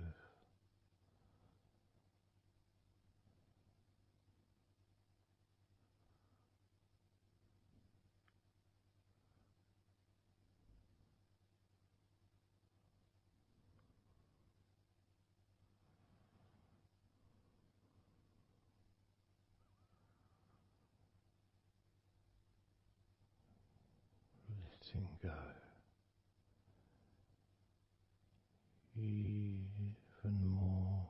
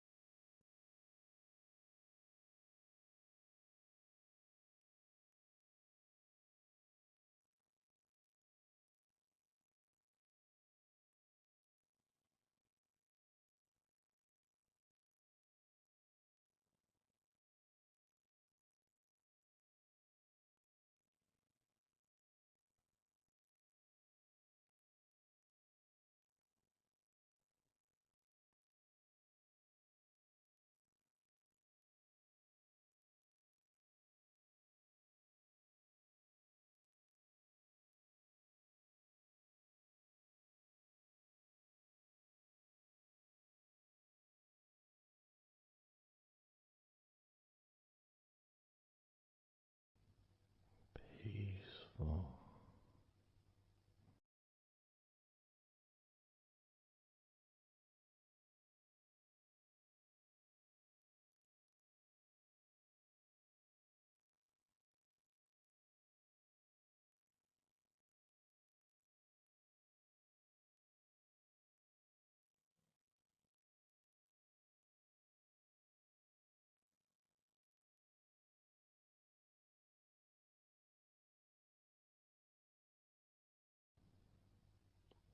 enjoying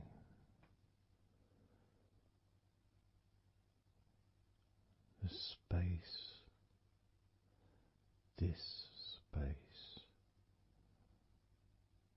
of peace and safety.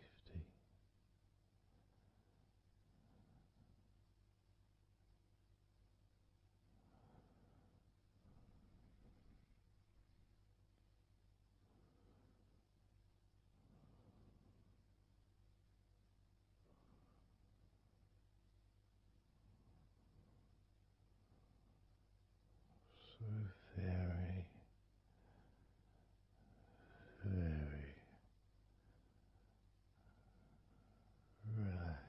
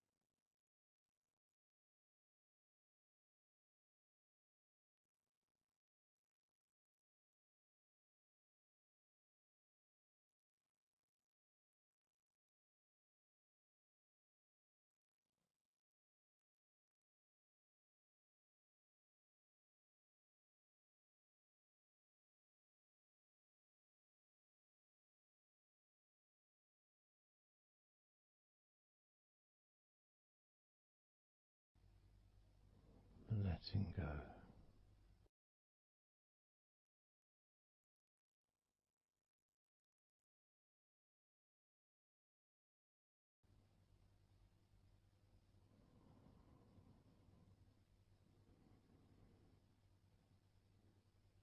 Maybe we can just focus on the different parts of your body, just to notice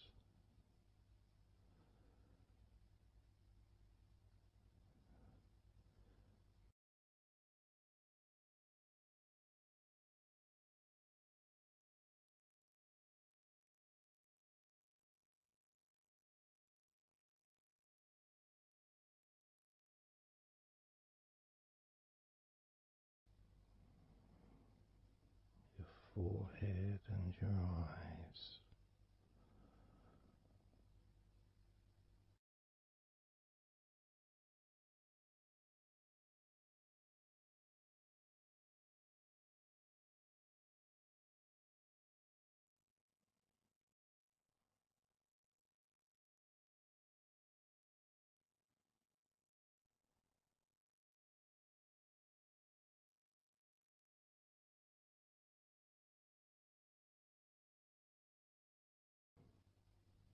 Your jaw,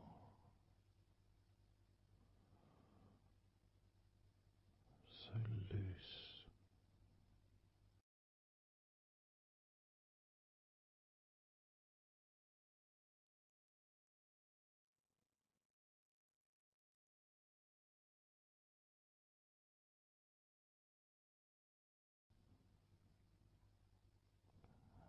noticing a sense of complete freedom.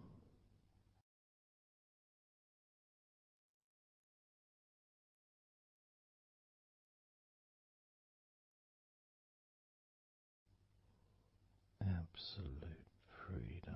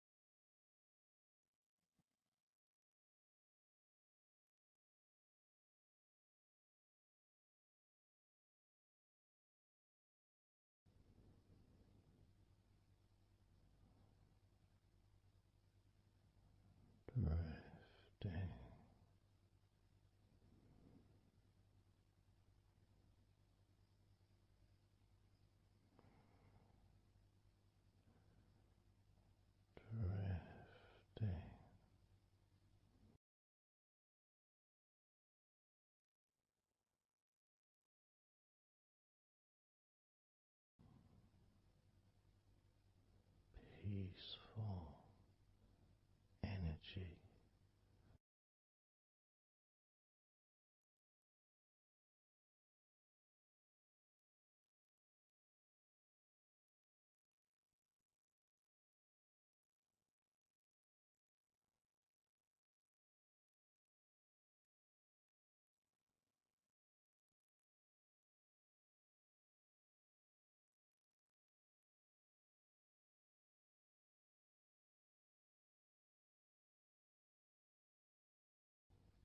Peace to breathe so much easier.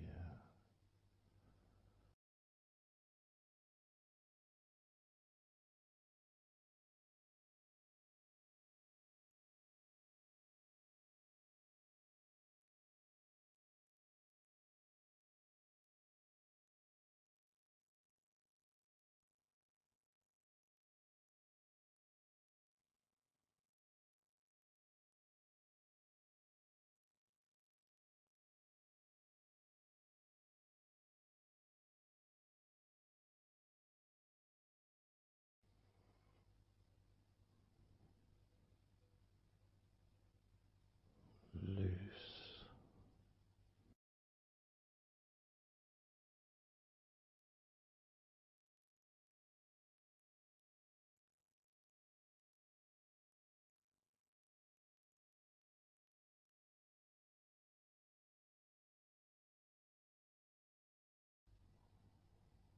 You may have or may not have noticed your mind drifting.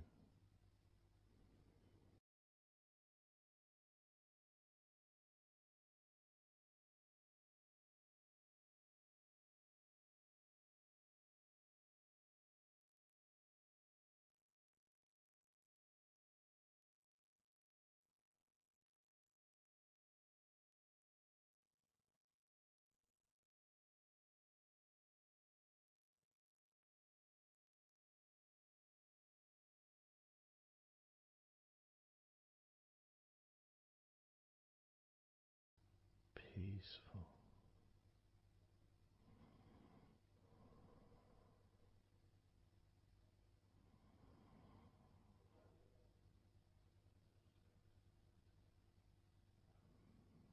Moving even more deeply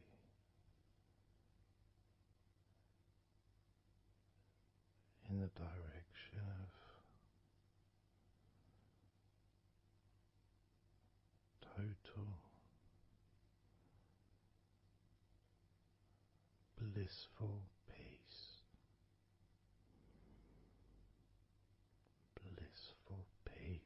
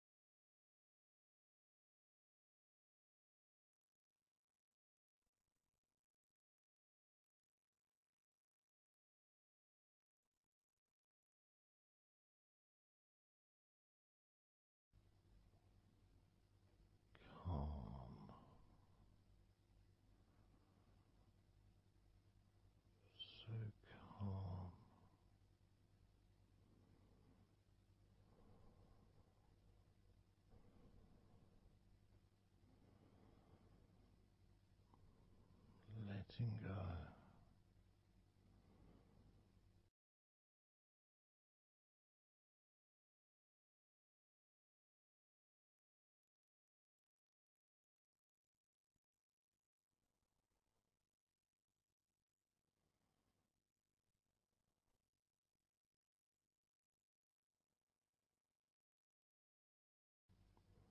Peace of mind,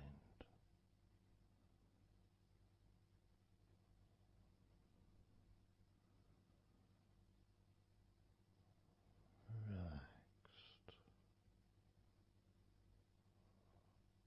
body,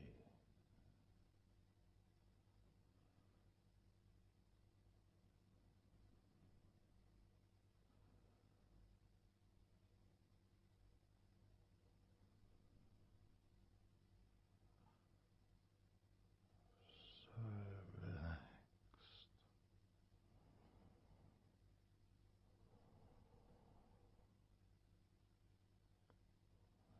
so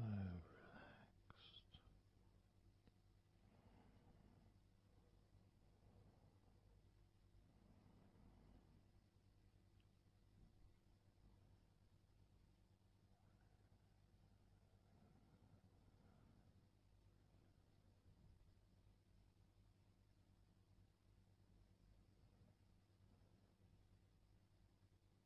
Your body feels almost invisible.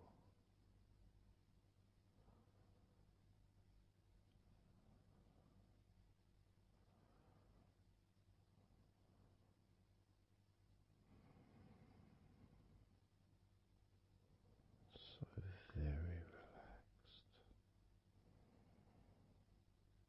and peaceful.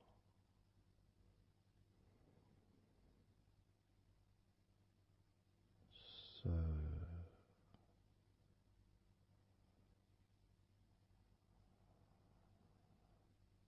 peaceful.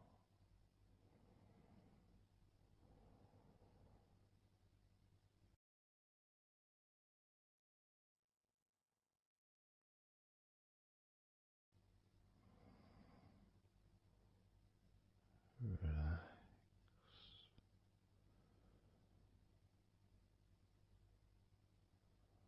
Let go.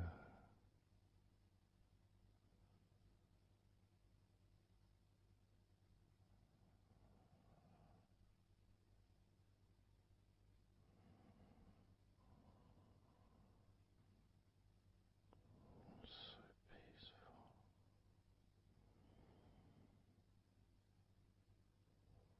So very, very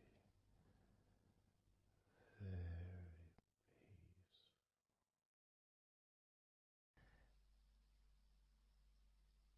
And you could start to notice that you are feeling more relaxed. Even though I've not purposely focused your mind upon that sense of physical comfort that is growing within you throughout your body, and your mind starts to slow down. And that could be almost in recognition of, I guess, my speech not being particularly fast.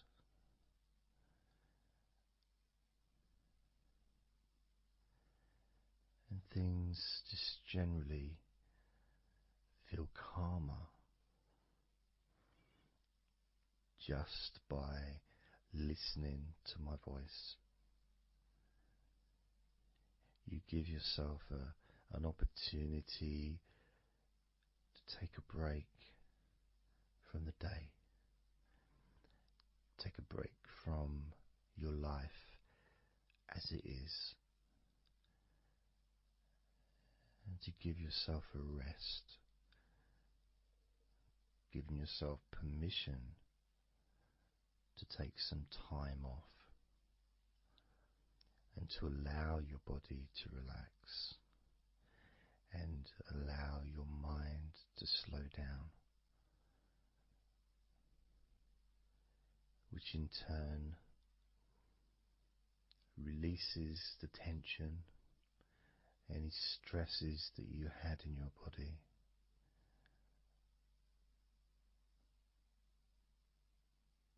It's almost as if the parts of your body just open up, allowing the negativity out.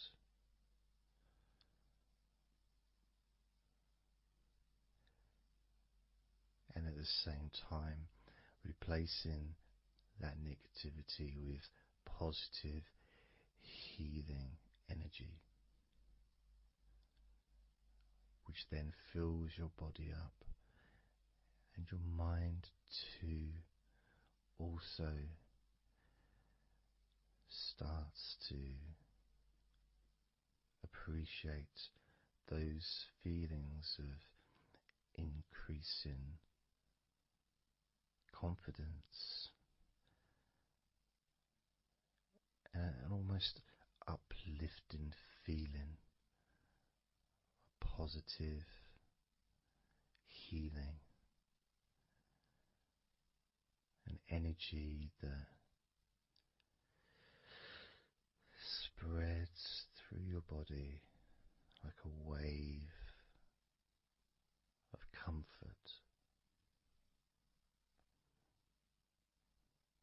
And all this comes from just allowing yourself a few minutes, maybe half an hour, however long you want it to be, to just rest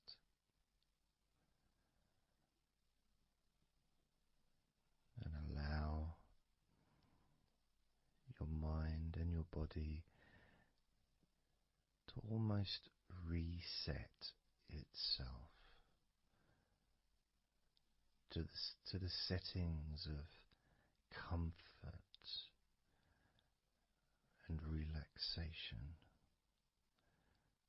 calmness, which allows more room for feelings of pleasure and happiness to move around your body and into your mind,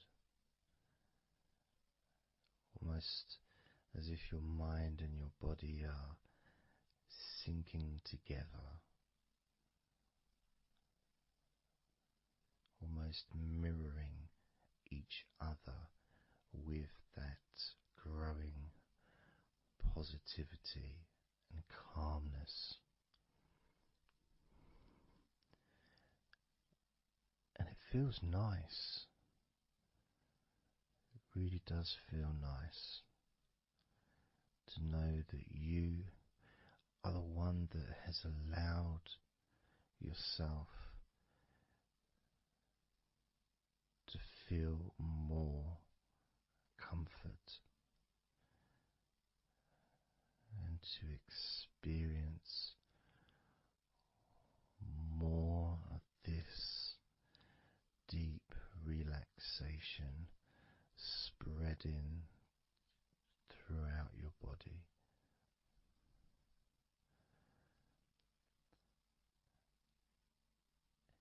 And as I focus on each part of your body, you can notice that that part becomes even more relaxed just by focusing on it. It becomes even more calm and comfortable just by focusing. And as I move down your body, starting at your head, the parts that you've already focused on will continue to relax deeply, and those parts that we've not yet focused on will just automatically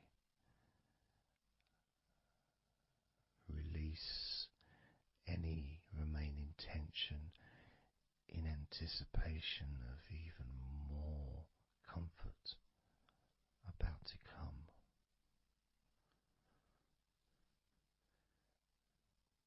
Now, I'm going to start by focusing on your forehead. Just being aware of the feelings of your forehead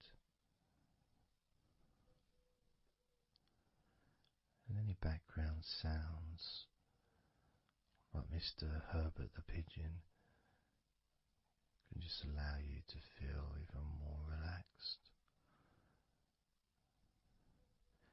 It just means you're in the moment. This isn't a sterile environment. This is the world. I live in the countryside, so there's lots of nature sounds around.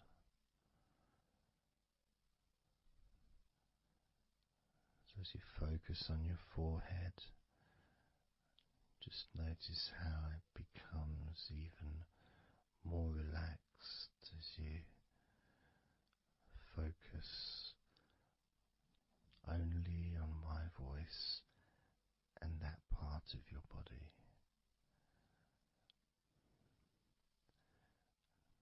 Moving down to your eyes, focusing on your eyes, noticing how your eyelids feel so heavy, yet so light at the same time, and all the muscles around your eyes relaxing completely. Moving your focus down to your mouth, your lips, your tongue, your teeth and your gums, and the whole of your mouth relaxing, calm and loose. As you focus now on your jaw, not just the part of your jaw near your mouth and your chin, but all the way up the sides of your face to your ears, that whole of your jaw, feeling more relaxed and calm.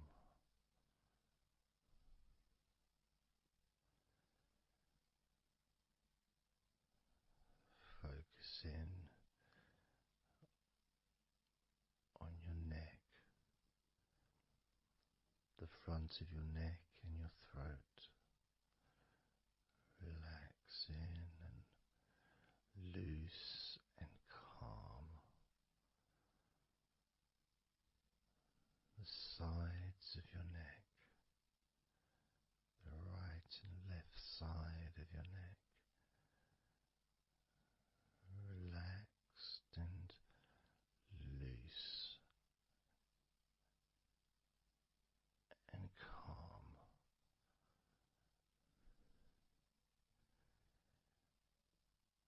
And now the back of your neck, focusing on the back of your neck,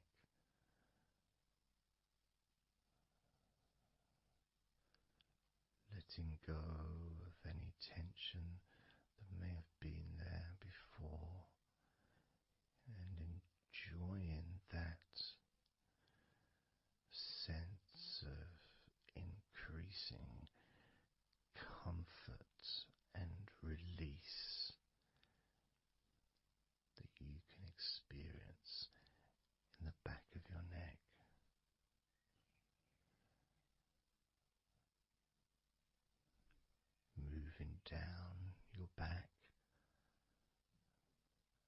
moving either side of your spine, right from the top of your back, all the way down to the bottom of your back.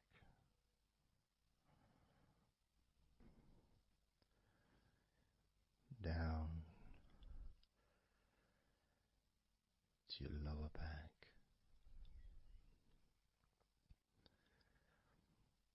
as you move up and down your spine, you can feel the muscles either side of your spine relaxing even more.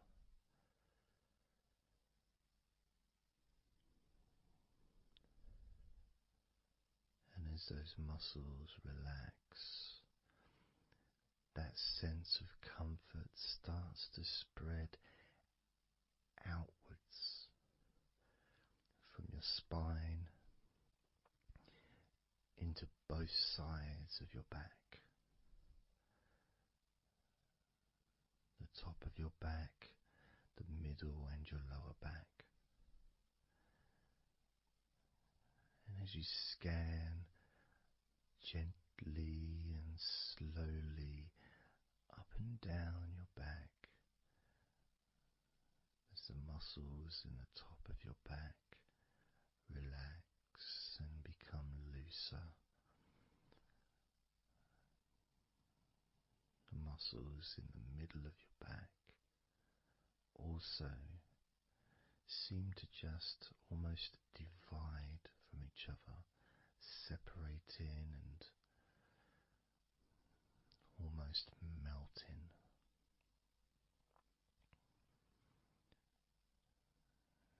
And in your lower back, there seems to be an extra special feeling of comfort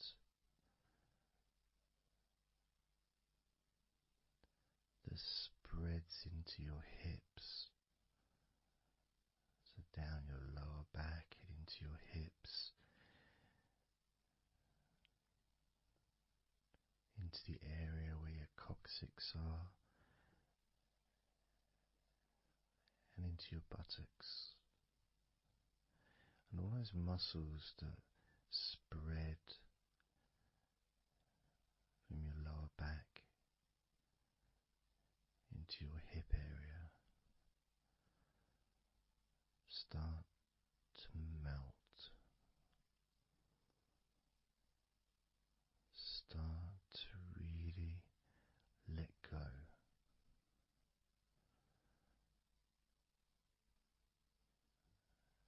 And even though we're about to focus on your shoulders, your back and your spine will continue to let go, continue to relax so calmly. And as you focus on your shoulders, you may notice that they're already feeling really loose. They're already feeling calm,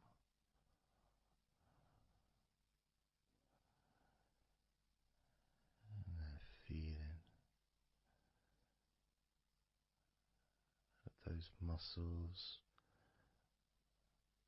that move from your neck into your shoulders.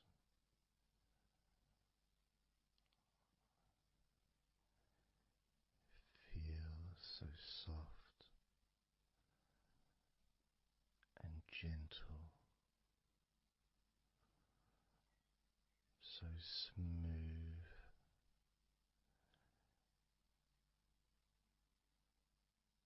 and calm.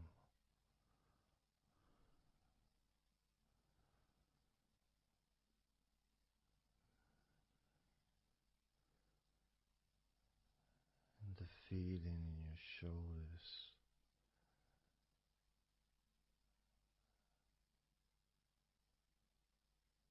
seems to spread deep into your shoulders. That sense of relaxation, not just traveling deeply into your muscles,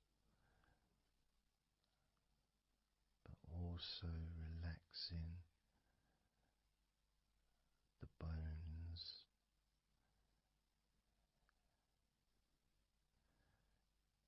and moving all the way to underneath your arms, relaxing that whole area between the tops of your shoulders and underneath your arms, healing.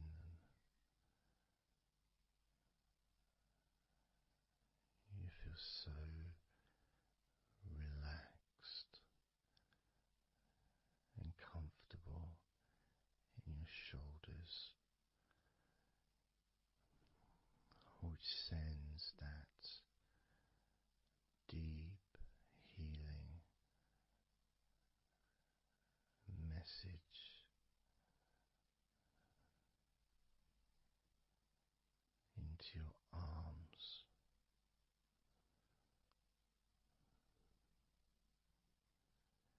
And you may feel almost as if your arms are not even there because they're so relaxed, so deeply relaxed,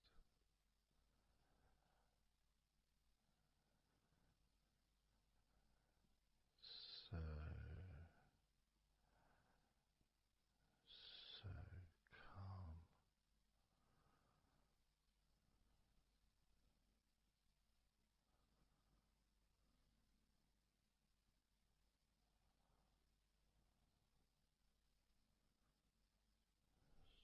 So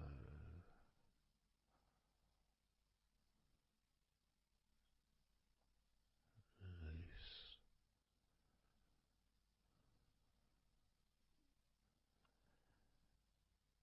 that feeling spreading all the way down your arms to your elbows,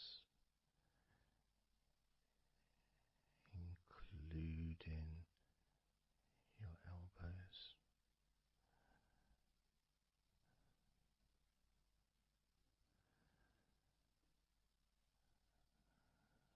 As the comfort spreads all the way into your wrists, your forearms and your wrists,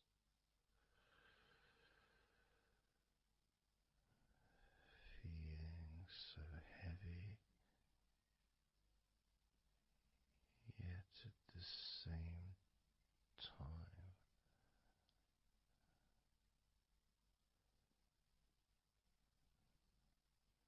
so light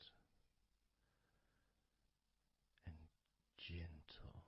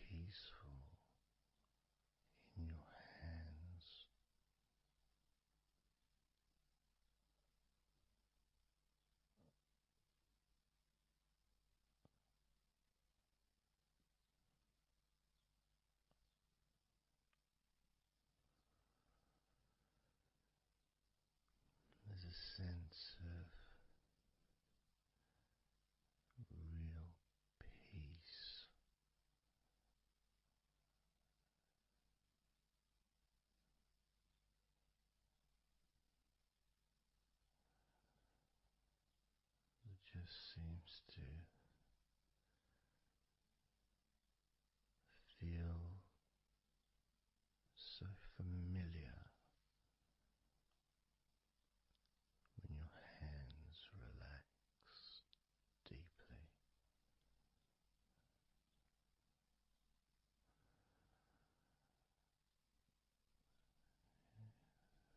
Feels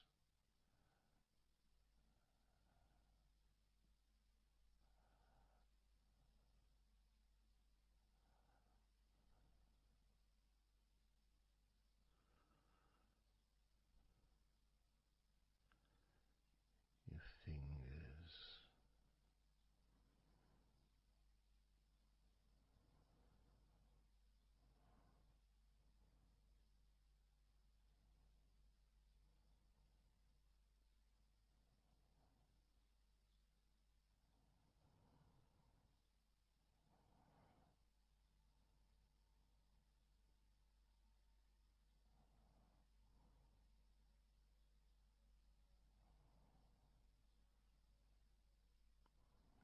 your fingers so loose,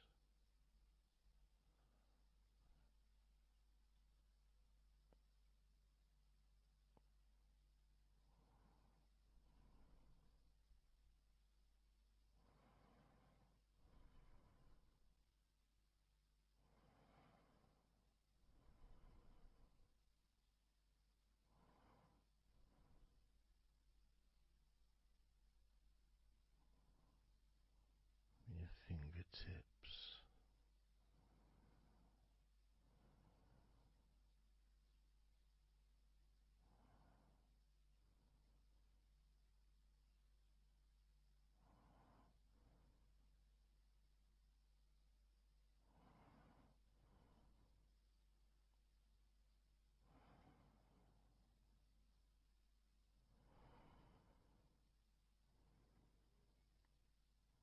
moving your attention to the front of your body,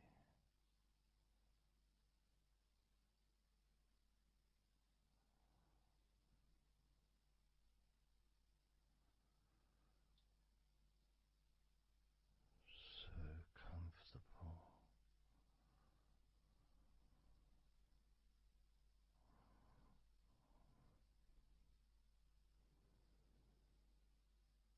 moving your focus to your legs,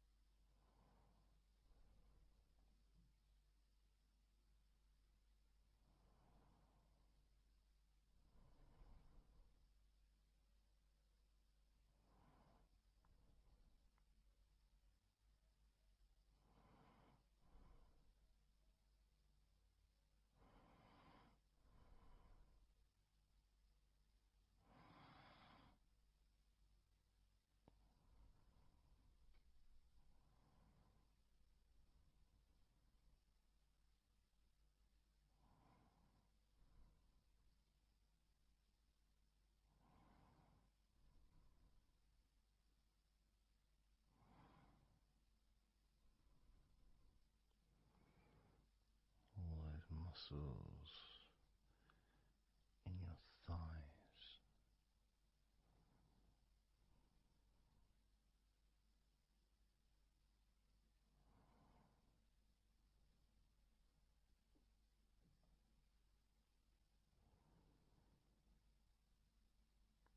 your knees, so relaxed,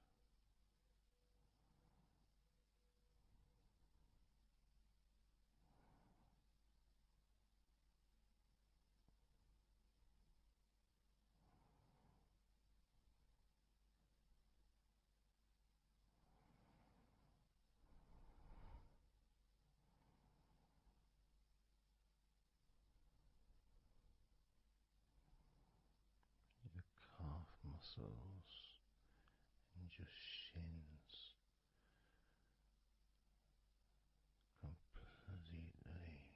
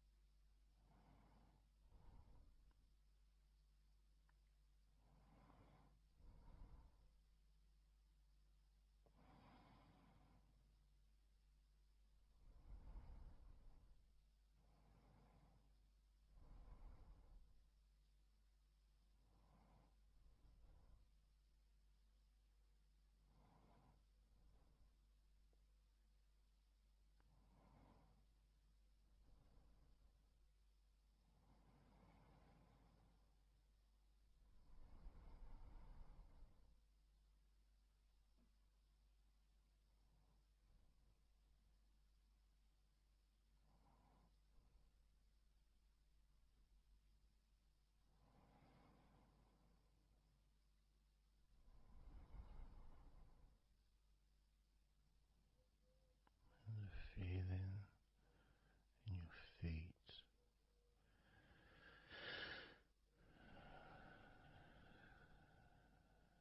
so peaceful and so calm,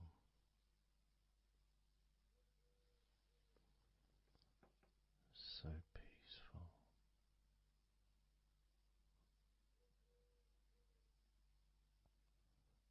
so calm,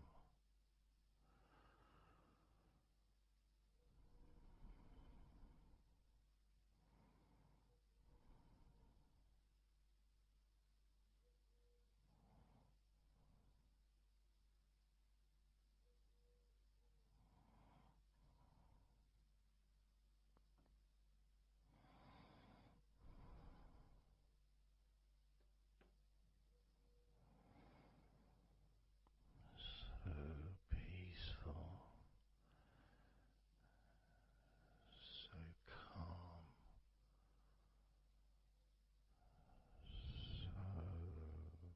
peaceful,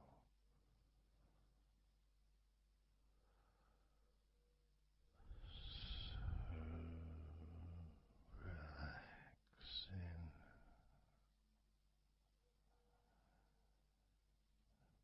peaceful, so calm,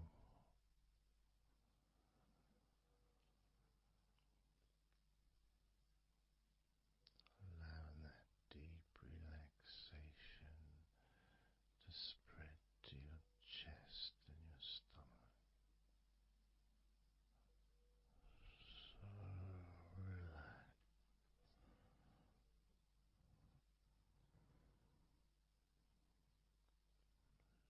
letting go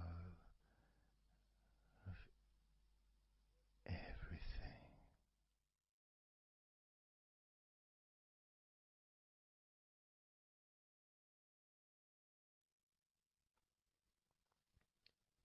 So I'm going to start counting down now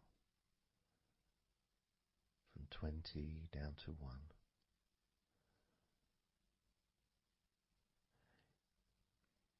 You can imagine, in a way, it's like just walking down some steps, and each step, all 20 steps, and each step represents a level of comfort.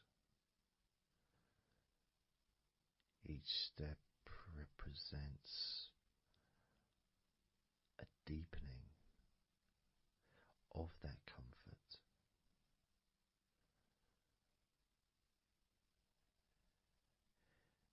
And the further you walk down those steps, the deeper and more relaxed you feel.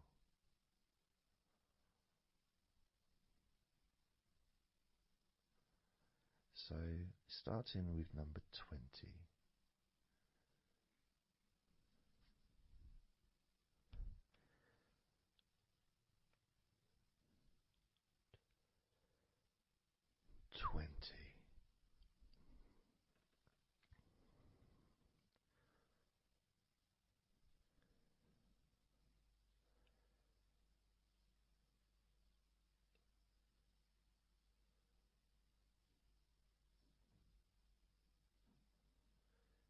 Nineteen.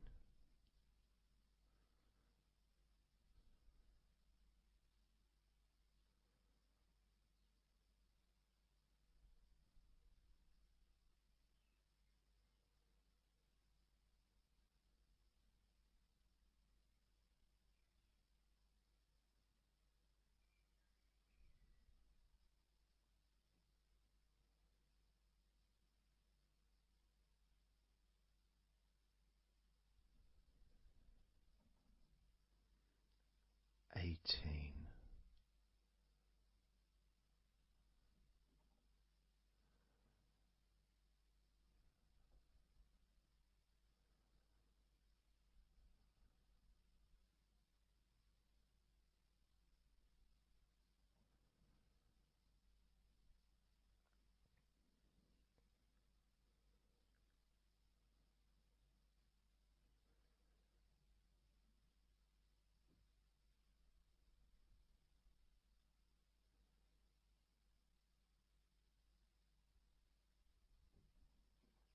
17.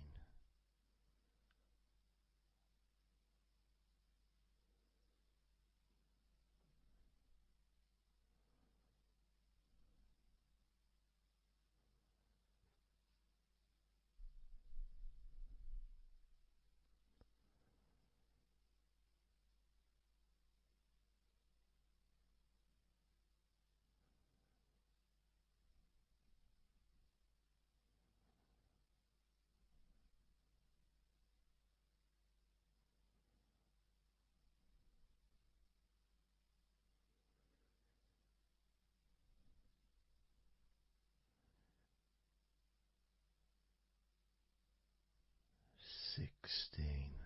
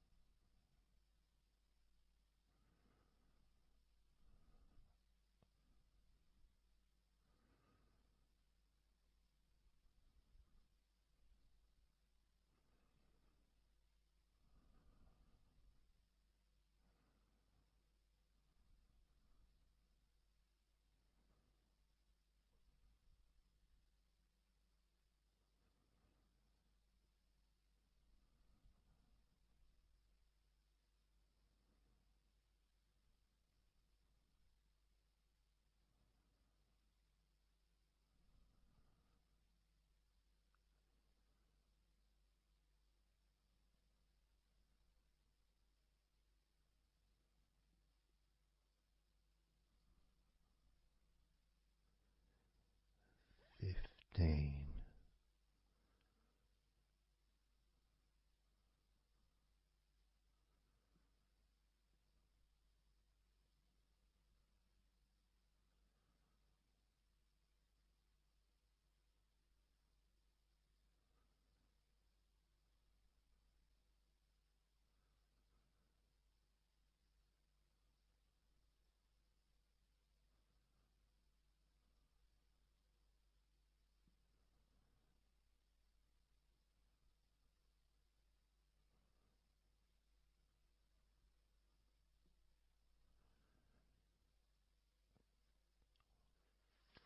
14.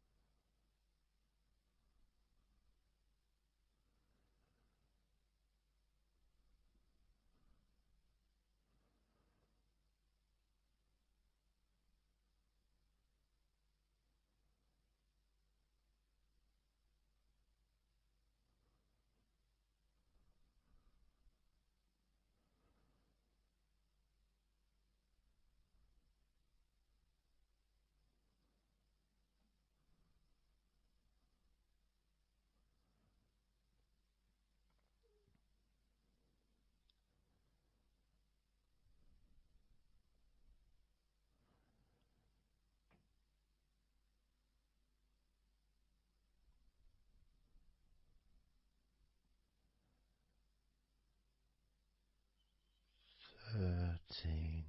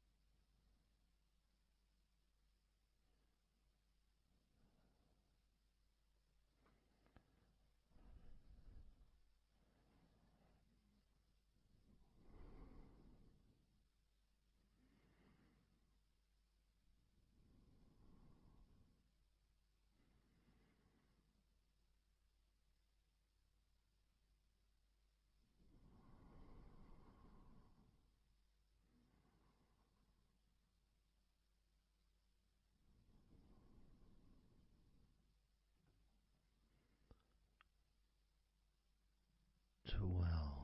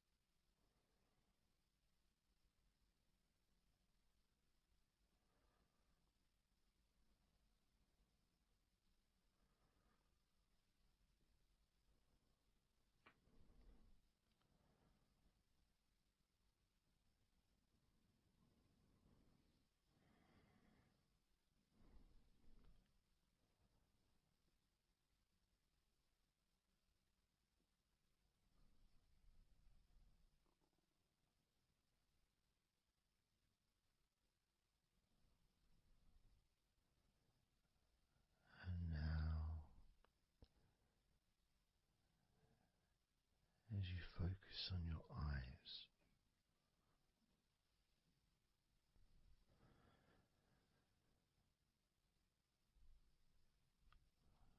we're going to count down from 10 down to 1.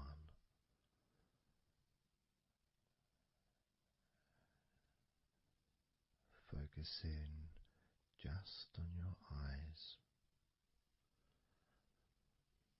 your eyelids, the muscles around your eyes, your eyeballs themselves, that whole area that makes up your eye.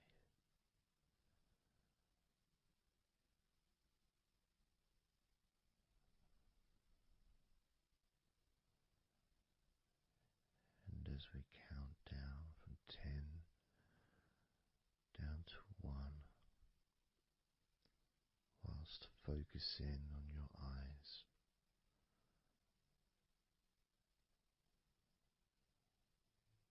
you will become twice as relaxed with each number counting down,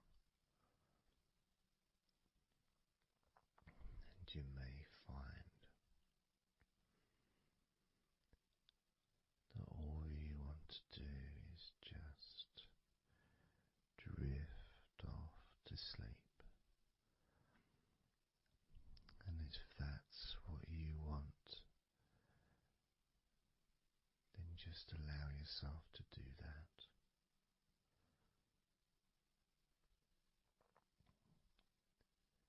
Now, focusing on your eyes, I'm going to begin counting down from 10 down to 1 right now.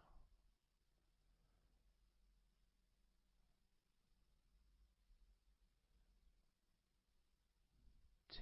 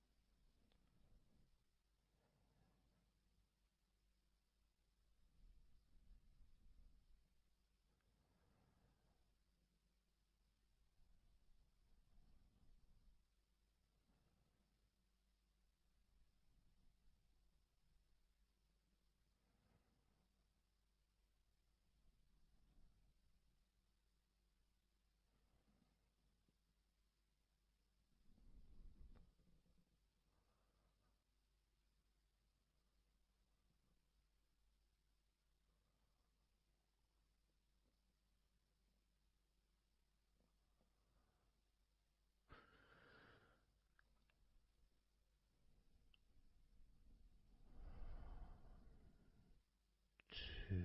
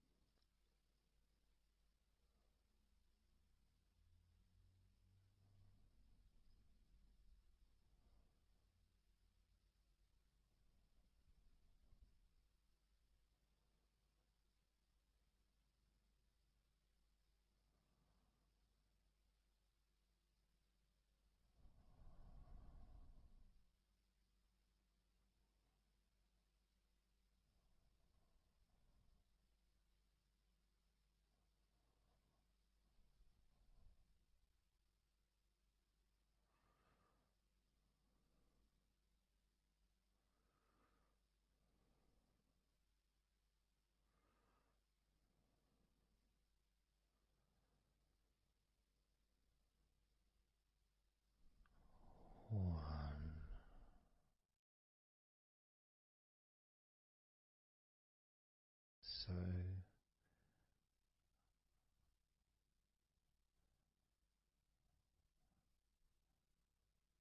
counting down from 10 to 1, 10, 9, 8, 7, 6, 5, 4, 3, 2, 1.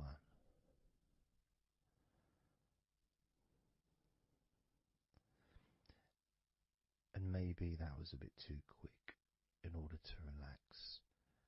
Maybe it's a bit too fast for you to notice the calming of your body. Maybe even a little bit of pressure there, like you're counting down from 10 to 1. What do you expect me to do, man? You expect me just to go all floppy just because you're counting down?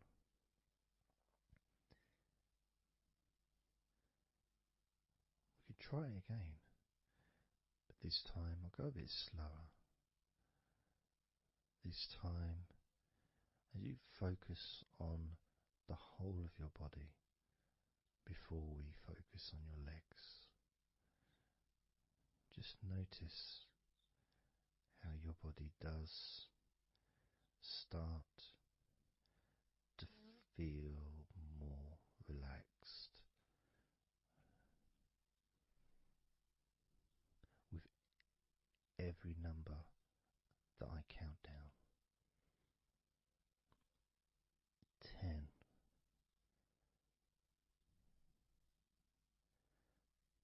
9,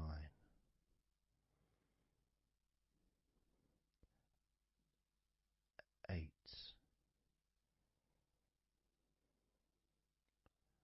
7,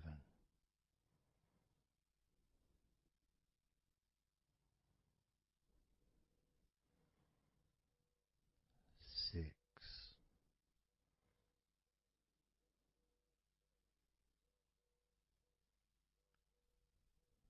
5,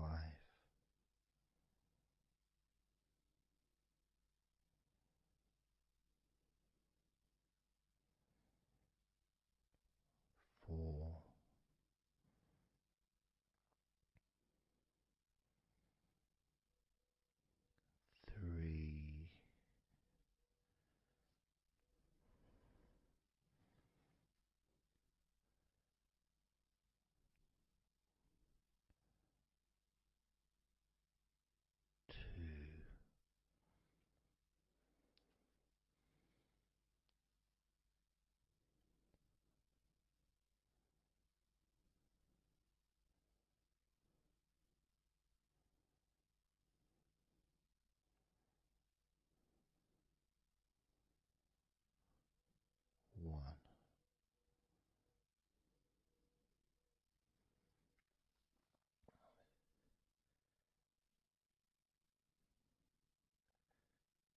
And just notice how you feel generally, how your body feels.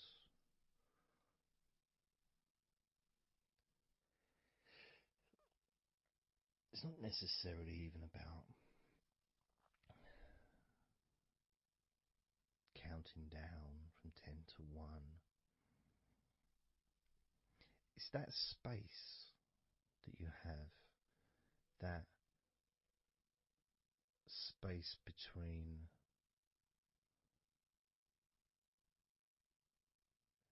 being active physically or mentally to just sitting or lying down, just being there, not doing anything, not saying anything, not needing to think about anything. So it opens up a space, a bit of a space, a gap.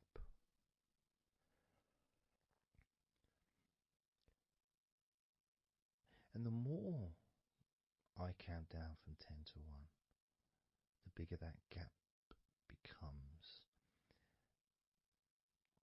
So there's that gap of calmness, of comfort, relaxation.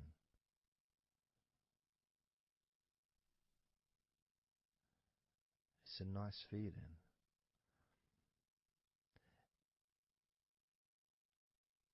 And it moves those stresses or discomforts physically or emotionally, moves them away.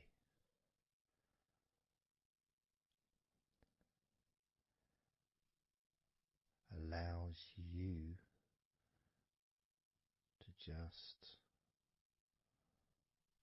slow down. So I'm going to count again from 10 down to 1 and notice that gap widening. The gap. And as it widens, it's almost like the stress and attention falls into the gap.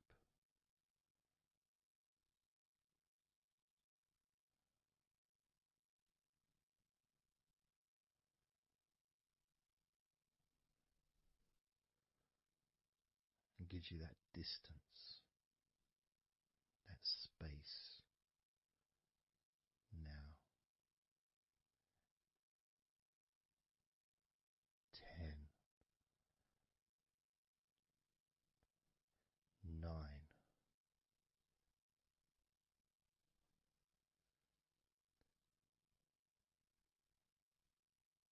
8,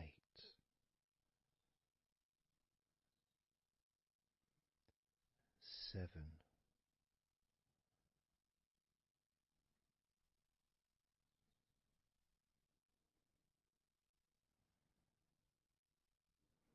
6,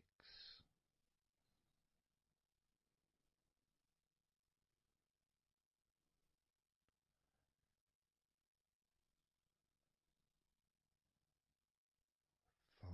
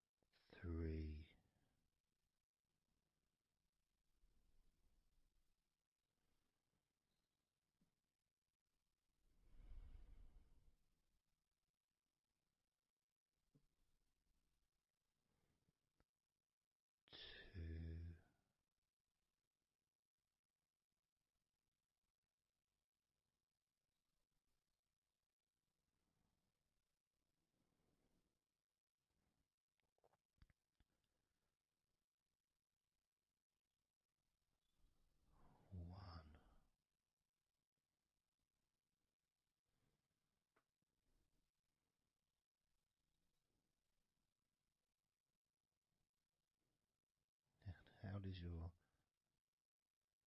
body feel now?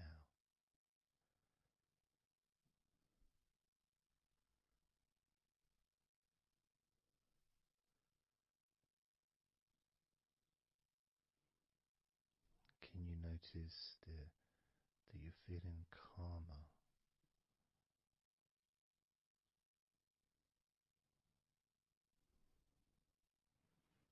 That you're feeling more relaxed?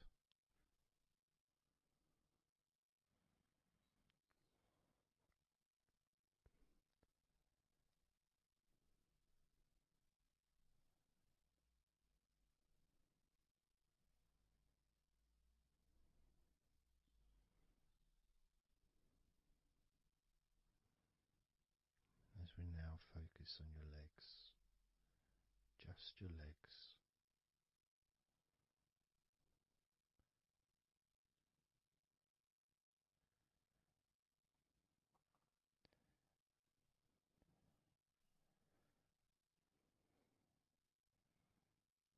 We're just going to start with focusing on your thighs.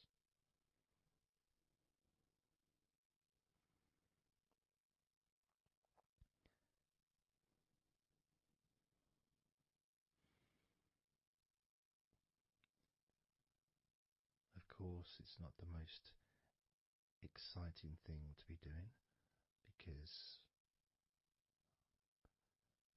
I'm sure, like most of your body, there's not a lot going on right now.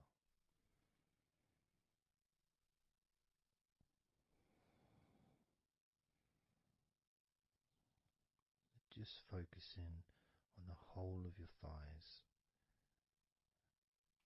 the tops of your thighs, the sides of your thighs, the bottoms of your thighs, your outer thighs and your inner thighs.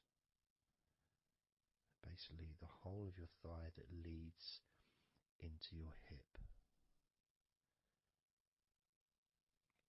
and then goes down to your knee joint.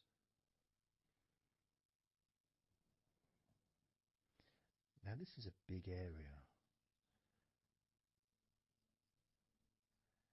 It's a very heavy area. It's very strong. Probably the strongest muscles in your body are in your thighs.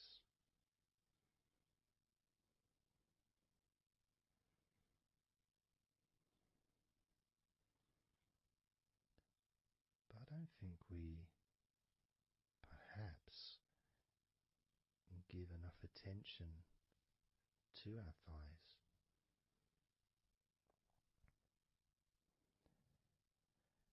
Perhaps we don't acknowledge how important our thighs are to our lives.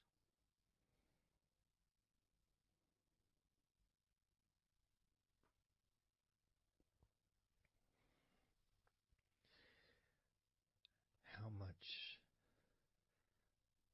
they actually do for us all through our lives.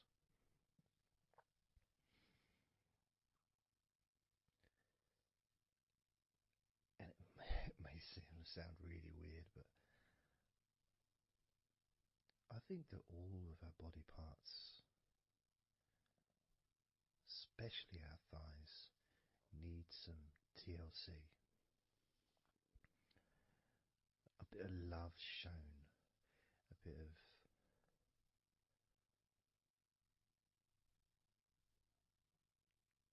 acknowledgement, a thank you, gratitude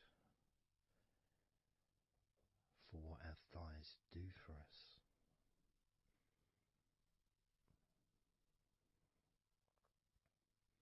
And I know this may sound a bit strange.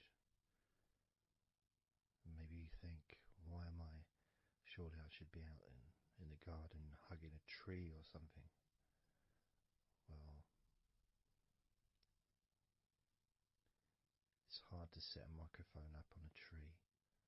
That's why I'm doing this indoors, otherwise I would be outside hugging a tree. No, I can't see the television from the tree.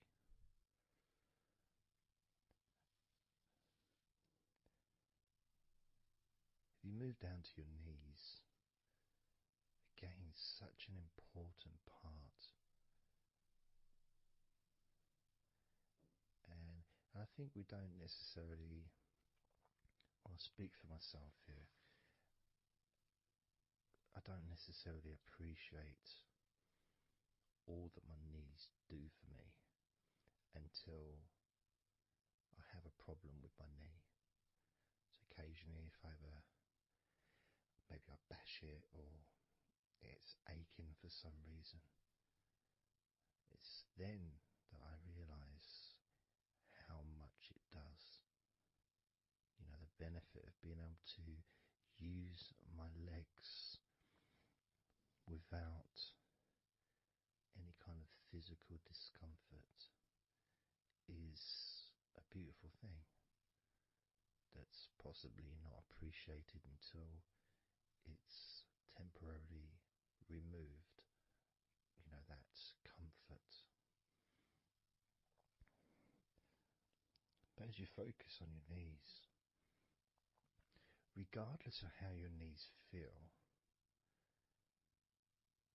you can add that sense of gratitude and love to your knees for all that they do for you.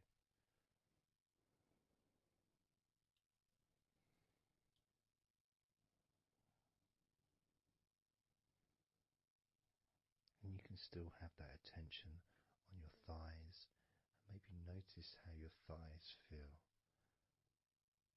Maybe you've noticed that they are relaxing more deeply.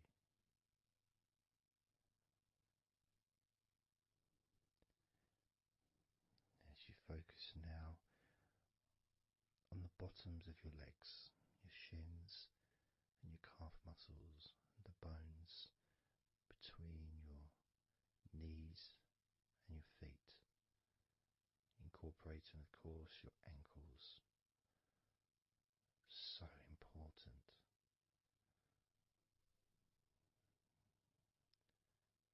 Anyone that's had even like the slightest sprain of an ankle knows how much we take our ankles for granted.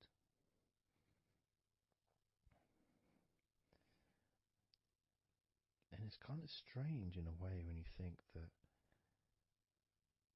you know, logically our wrists are a lot thinner than the rest of our arms, which is okay, can't see any problem with that because we're just picking stuff up. But our ankles are so much thinner than the rest of our legs.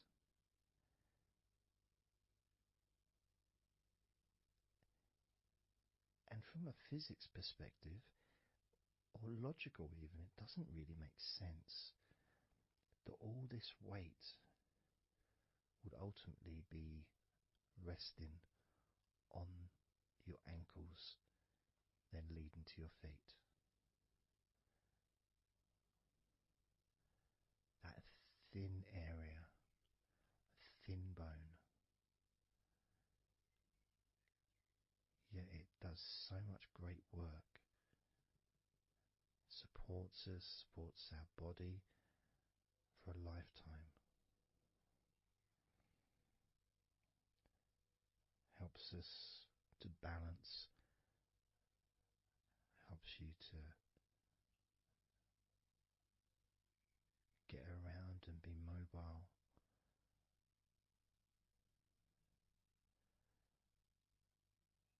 And there's the calf muscles, of course. When I was younger, I couldn't see the point in calf muscles. It didn't seem to do anything. Okay, if I walked around on tiptoes, then my calf muscles get some work. But of course, that's not true. The calf muscles are being used whenever we use our legs.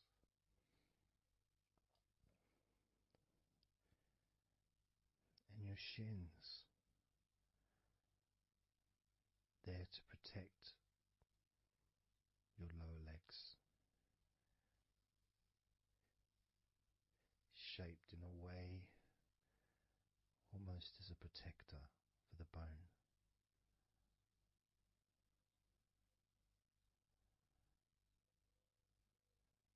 Leading, of course, to your ankles and your feet. But we're not going to focus on your feet, we're just going to focus on the legs. And I realise that now that I've mentioned your feet, you're probably focusing on them anyway. So maybe I should focus on your feet a little bit.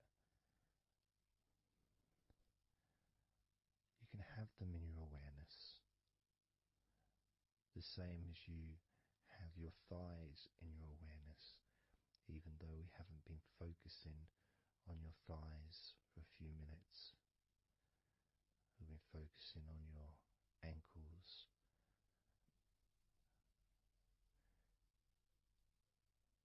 There's still that sensation of comfort in your thighs. And there's that movement of energy, because the thighs hold lots of different sensations. Of course, there's the muscles, the big, strong muscles that we have in our thighs.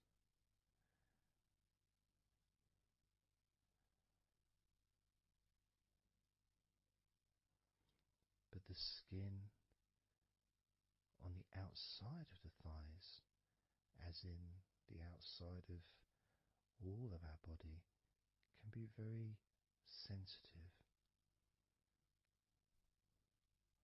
Sensitive to the touch, sensitive to temperature.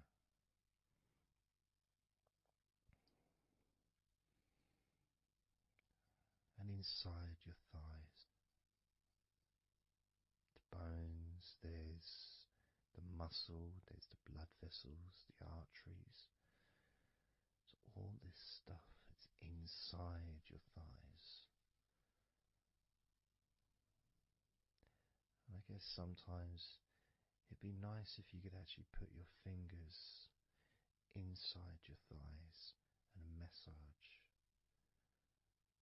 So you can massage on the outside, of course, but to be able to get deep into the muscles, and to be able to just massage inside your thighs, massaging the bones of your leg, massaging all the veins, and just gently healing your thighs. And you could move down, massaging inside your knees, just massaging those bones, but with healing fingertips, spreading that healing energy deep into the joints of your knees. Of course, there's the back of your knee, you know, the inside crease where your knee is. It's a very sensitive area. Feels very nice when you stroke it.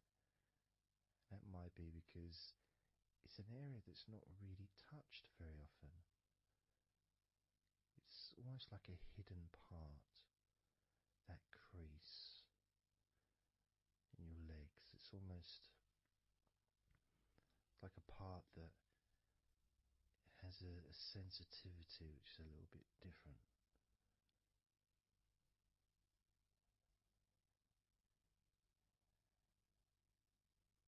Of course, it's protected by your legs.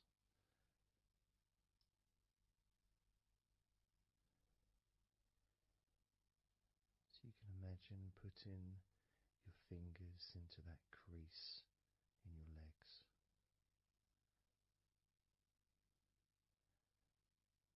That fold in between your legs, you can just massage with your fingertips. Imagine your fingertips going inside, massaging the muscle tissue. You can of course feel the bones of your knees healing through your fingertips.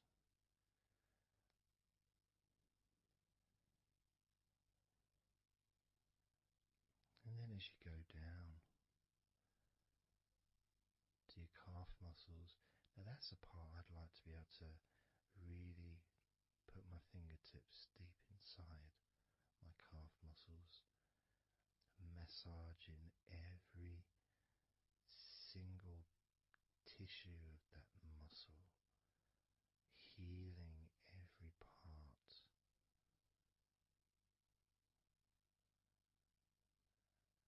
And then doing the same for my shins, massaging and gently stroking the bones, gently stroking them, healing in a loving way, because they deserve to be treated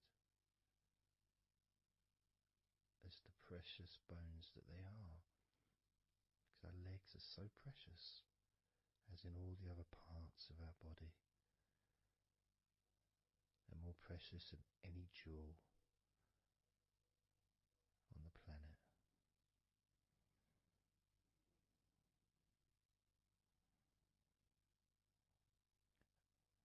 And when you start to think about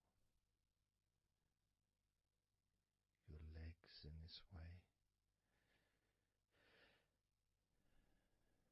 it can change your perspective. It might sound a bit silly to start with, the idea of having love for your legs, showing appreciation for your thighs, wanting to be able to put your hands in your thighs and massage the muscles and the bones, and to get your fingers deep in there, releasing all tension, just to show how much you care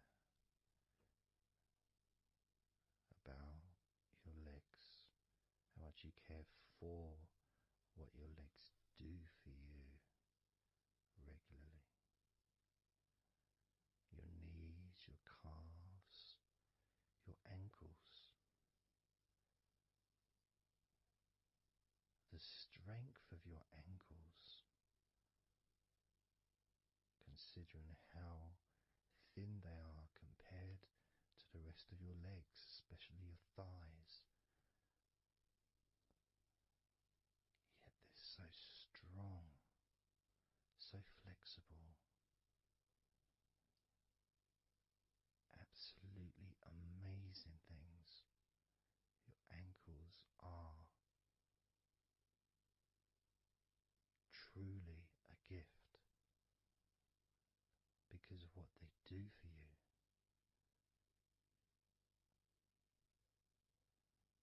Supporting all that weight, regardless of what weight you are, even if you're only 8 stone, it's still a lot of weight for these little ankles. Now I'm a lot heavier than 8 stone, double that. Yet my ankles support my body all the time. Although they do give off a sigh of relief when I sit down. As in fact my whole legs do. My feet also go whew, and my toes clap.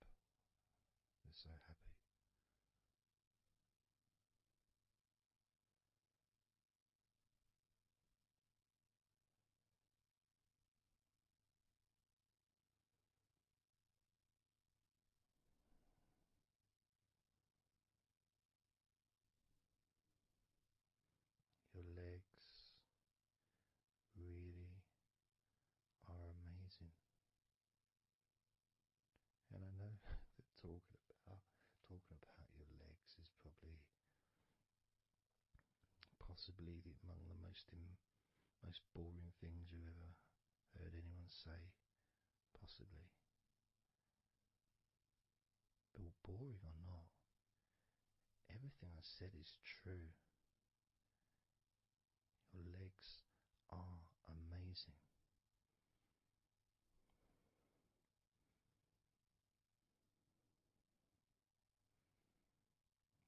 Your legs deserve not just respect,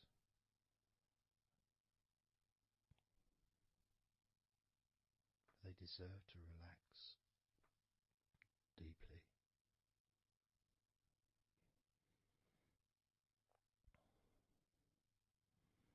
They deserve to take some time out of the day to just let go completely.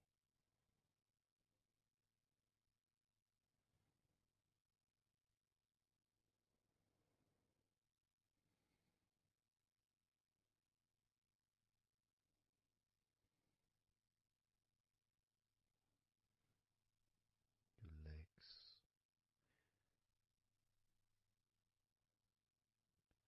really can relax.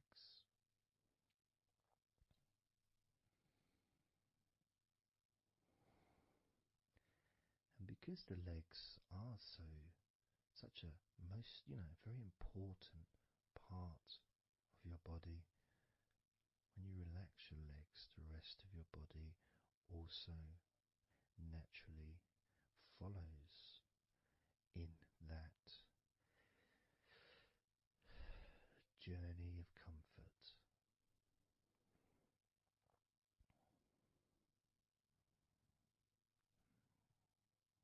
I can feel it in my hips. My hips feel really loose. And also my lower back as well. My lower back really feels stretched, even though I'm just sitting in a chair and there's no stretching as far as I'm aware that I'm doing. But it's almost as if the muscles are just relaxed so much that there is a natural stretch as the tension has reduced a lot.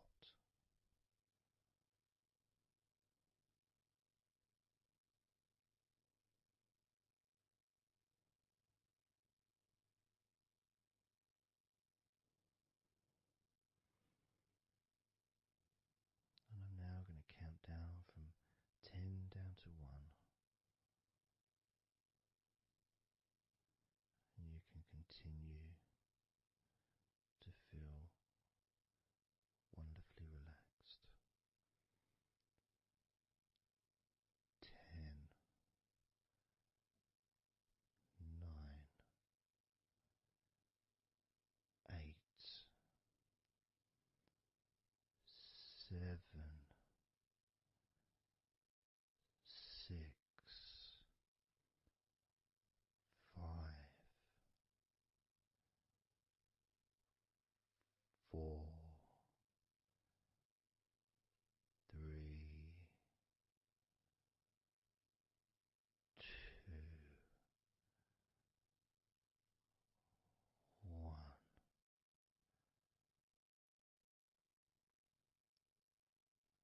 Relax.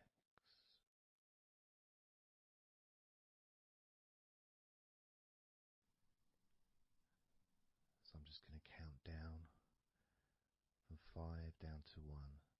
And as I count down, if you just focus on the numbers, just the numbers, counting down, and notice how you feel in this moment as you hear the numbers counting down, knowing that those numbers counting down represent you feeling calmer, not just in your body but also relaxing your mind. And just notice how you feel. There's nothing to do. There's nothing to say. There's nothing to think about. Starting with number 5.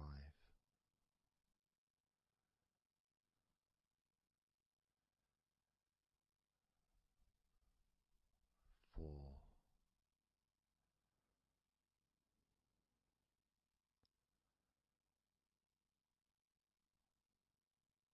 3.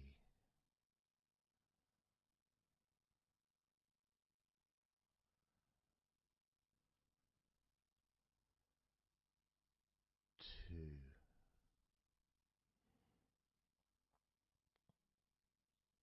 1.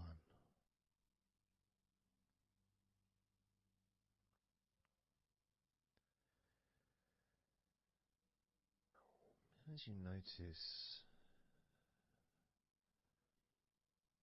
the gradual letting go of the tension in your body, you may also begin to notice and be aware of how your mind is starting to slow down. This is just a natural thing that happens. It's not really a special procedure. It's just natural because as your body relaxes, your mind also starts to relax.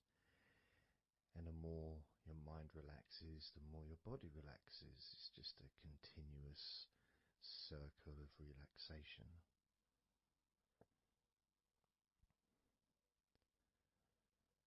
And there's that calmness that comes from relative quietness. You know, even if there's background sounds, either your side or mine, it's still going to be quite calm. You know, you haven't got the television on, there's no music in the background unless you're listening to the recording with music, of course. You're very likely not going to be sitting in a room with other people. Of course you might be, but generally it's more ideal if you can do this on your own. So, no distractions.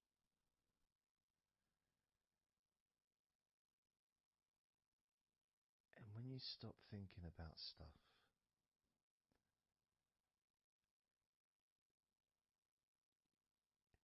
relaxation automatically rises. A sense of comfort starts to grow.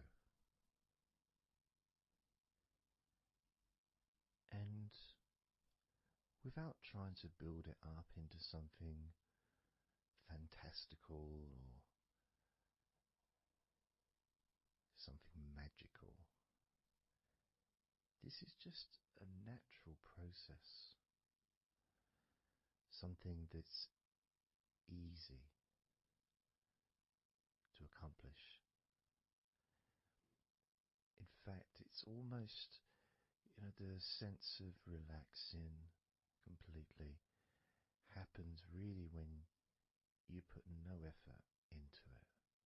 It's not something that you can really force. It's something that happens naturally.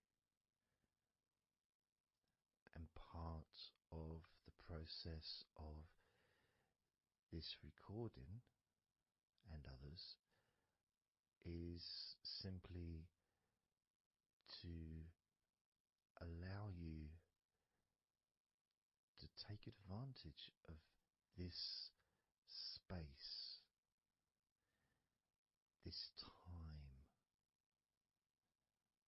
to just let go, to just be here, to be in tune with how you feel.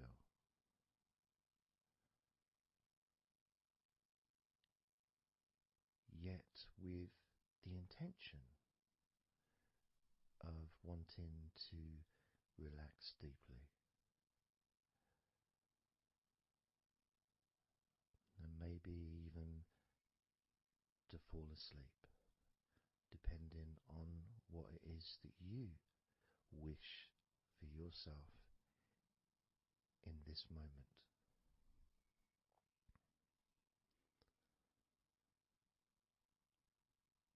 As we know, relaxing is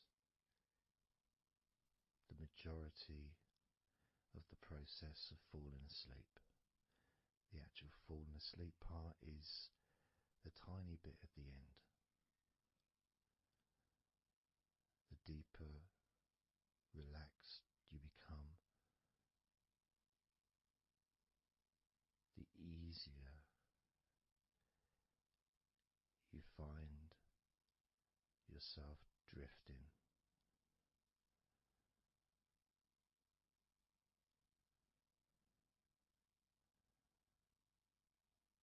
But you can also, if you choose, stay focused on my voice and really enjoy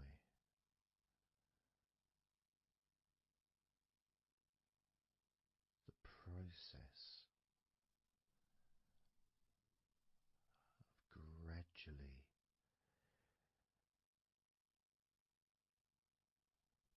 relaxing each muscle in your body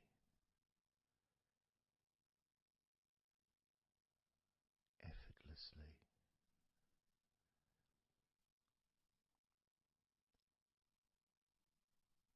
and just observing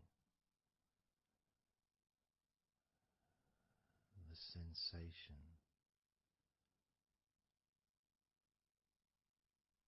of letting go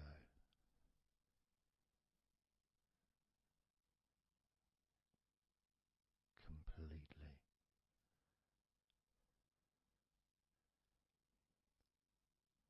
This time I'm going to count from 6 down to 1, and you can notice your mind calming down more with each number that you hear me say. Naturally feeling calm and slow and peaceful.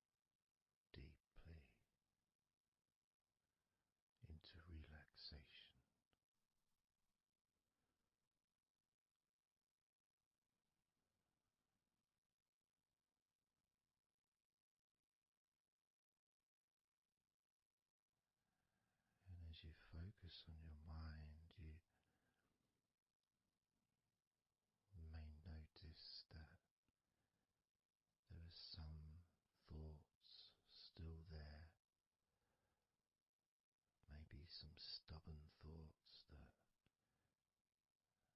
for some reason,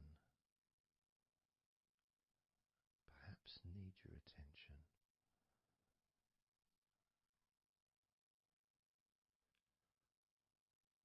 So, what you can do is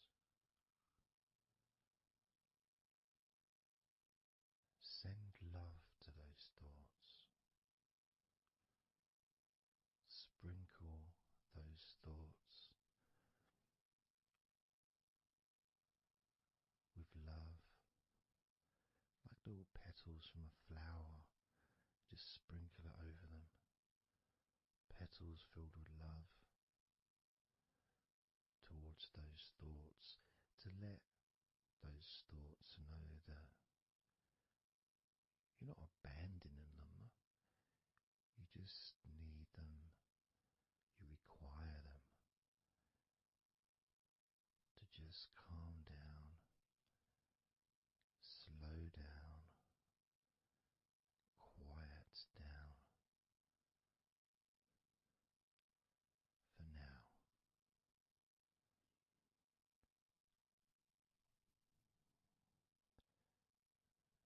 So as you focus on those remaining thoughts, as we count down this time from 7 down to 1, with each number, just imagine sprinkling those flower petals of love, kindness, gratitude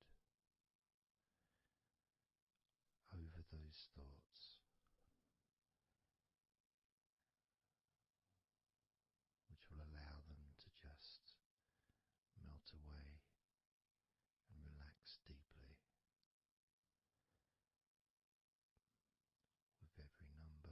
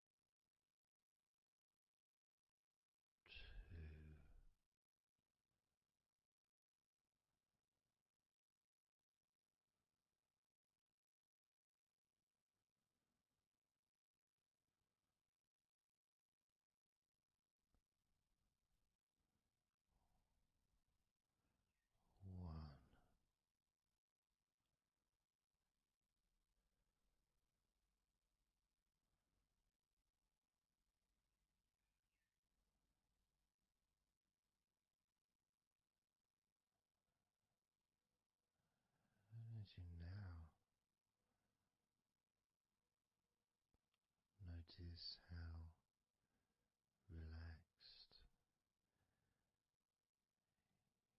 you're feeling in your body.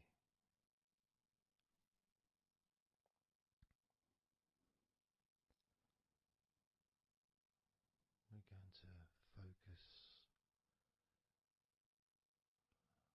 on your hands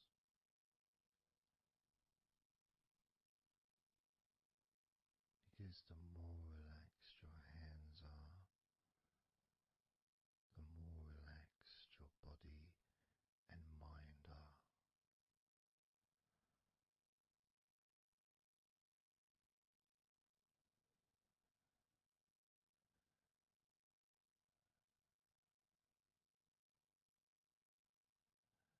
And as you focus on your hands and your fingers,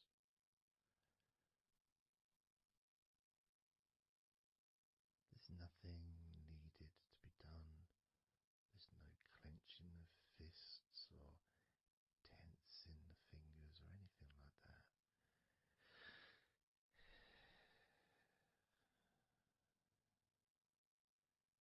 It's just noticing and focusing on your hands,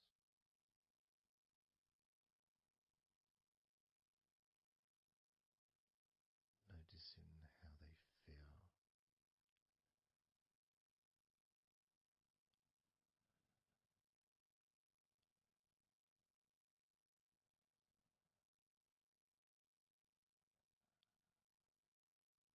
because the more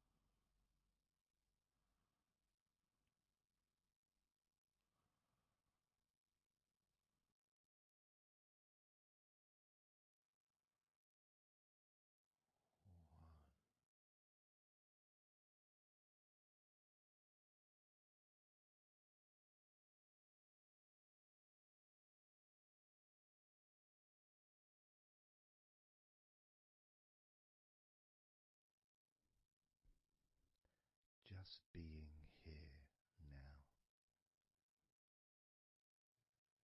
Nothing to think about, nothing to do, nothing to say,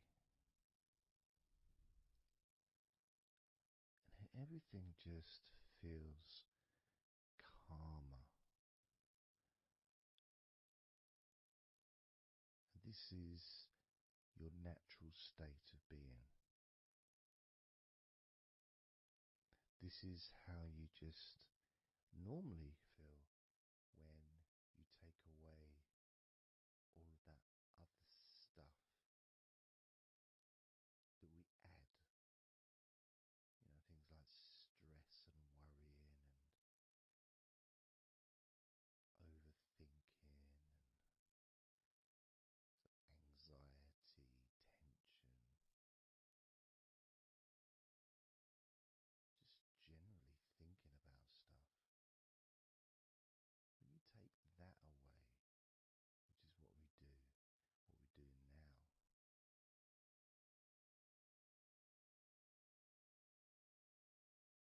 you're left with a real sense of peacefulness, which comes to you very quickly. Because ultimately, it's just a feeling, a feeling of comfort. It's almost as if you've gone inside yourself and you've found a special place where everything is peaceful. A place where you can feel relaxed and your natural sense of comfort. A place where you can be you. Where you can accept yourself for who you are. A place where you're not trying to please anybody else, ever. A place where you can actually not just love yourself, but in some ways, more importantly, you can like yourself. Appreciate who you are.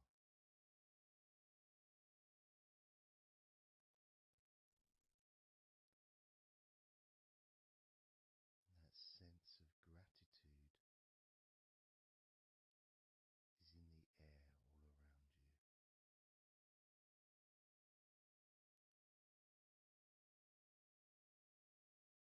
And that's also a place where you can actually feel the healing energy soaking into your body.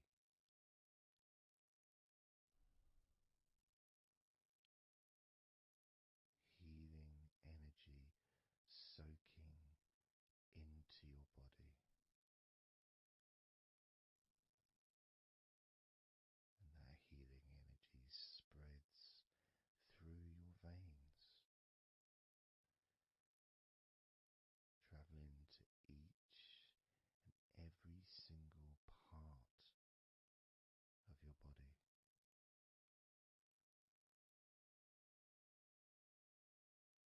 And you start to realize that actually that healing energy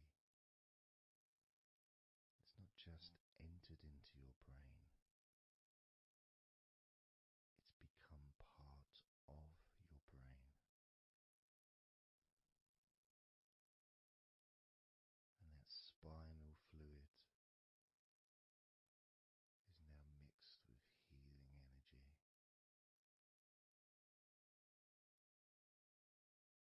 Not just allowing you to feel so much more relaxed,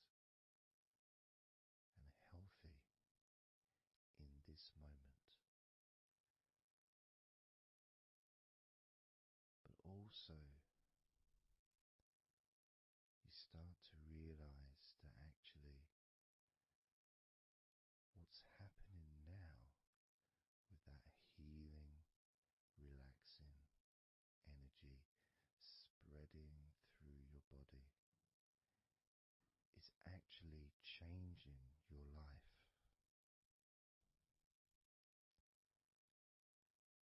It's actually changing the way you're going to feel, not just now, but tomorrow and the next day, as your health improves. Not just your physical health, but your mental health. Things that used to bother you in the past, for some reason, no longer have the effect that they used to,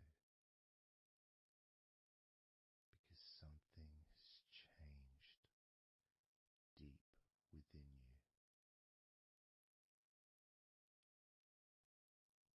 Maybe things that used to cause you to feel anger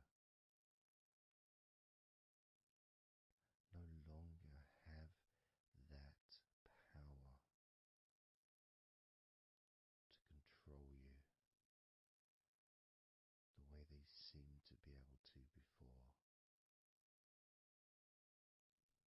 As you realize that you're the one who decides what affects you. You're the one who decides to feel relaxed and calm when you choose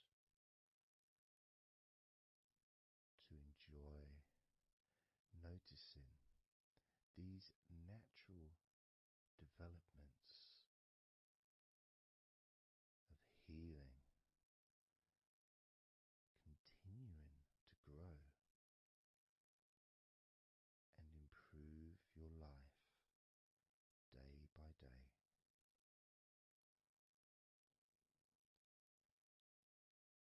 Including, of course, your ability to relax so much easier and sleeping is the most natural thing in the world to you, because falling asleep is something that you've done so many times in your life,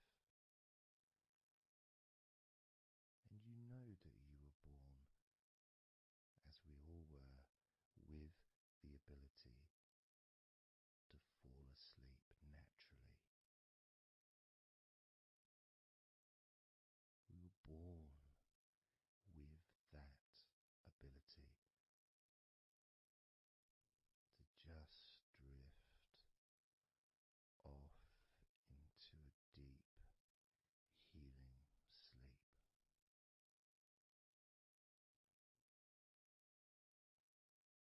Even when we're kids, sometimes we'll fall asleep when we don't even want to. We try to stay awake. Maybe it's a birthday in the morning, or it's Christmas or holiday or something we look forward to. We don't want to go to sleep. But the more we want to stay awake, the more we just start to drift. And the more you fight drifting, the more you try and stop yourself from drifting asleep,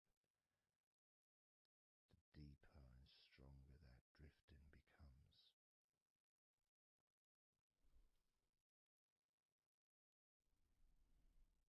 Because we're born not just with the need to relax deeply and to naturally fall asleep,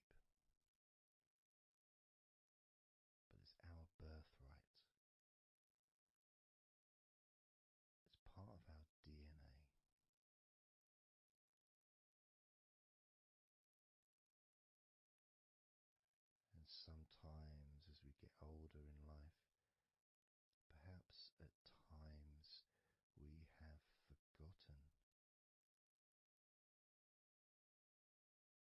that relaxing completely is not only a wonderfully pleasant experience,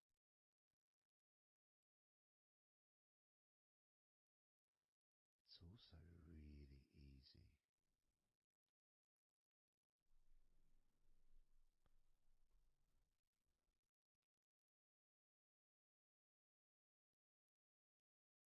It's very, very easy to let go because that's all it is. It's just deciding to let go.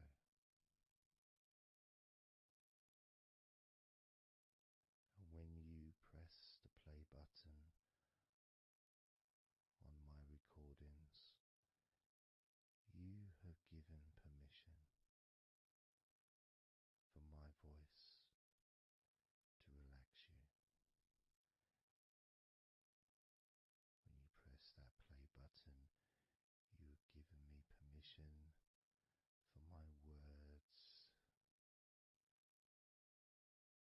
to affect you in a positive, only a positive way, opening up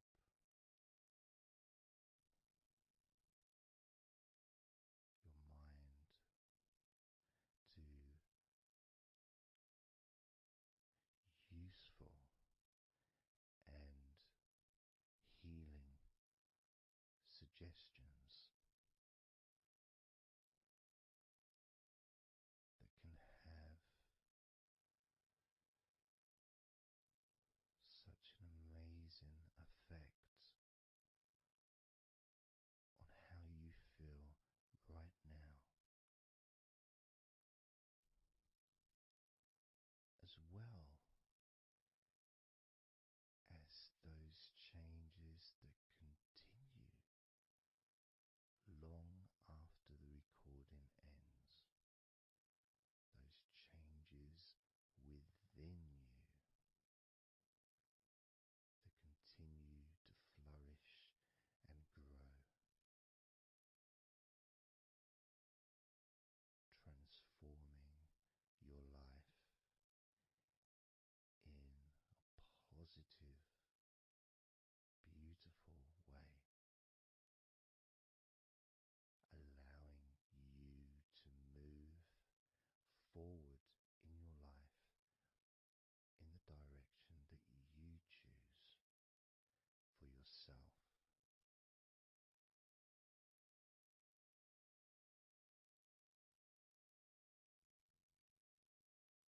And this feeling that you can experience of safety, comfort, calmness,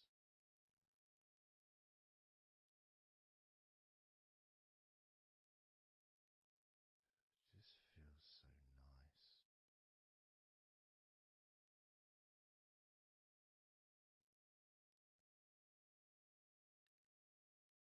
It's such a healthy place to be.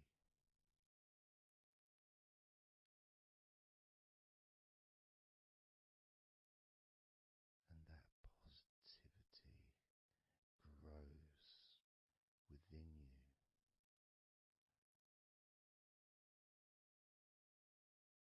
each and every day, moving forward. You're going to find that you're more relaxed physically and in your mind is more relaxed. And it's not that you're thinking slower, it's just that your mind will be less clogged up with unnecessary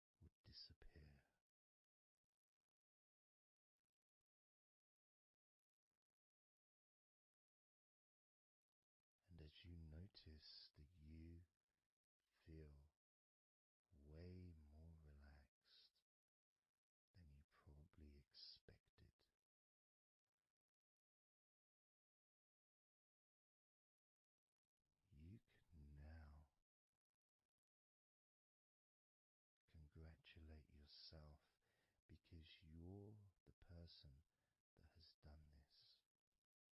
You are the one that has opened your mind up to the simple facts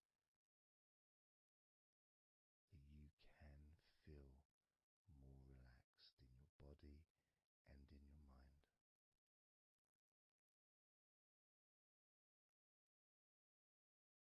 You've opened your mind up to the birthright of being able to just fall asleep easily when you choose.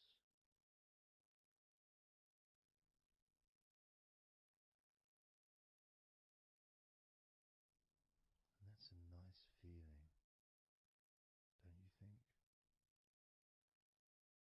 Feels nice, doesn't it?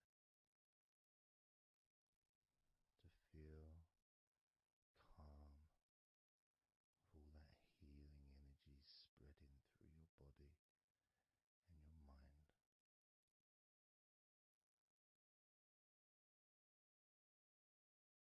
To spend time in that special place where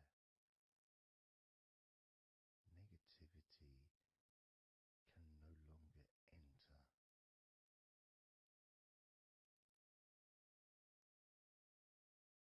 Negativity is banned, it's barred, it's not allowed entry.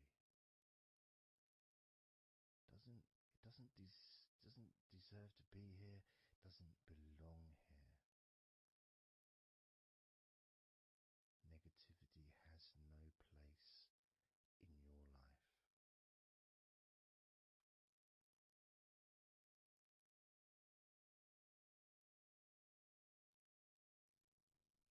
Which makes room for more comfort, more healing, more relaxation.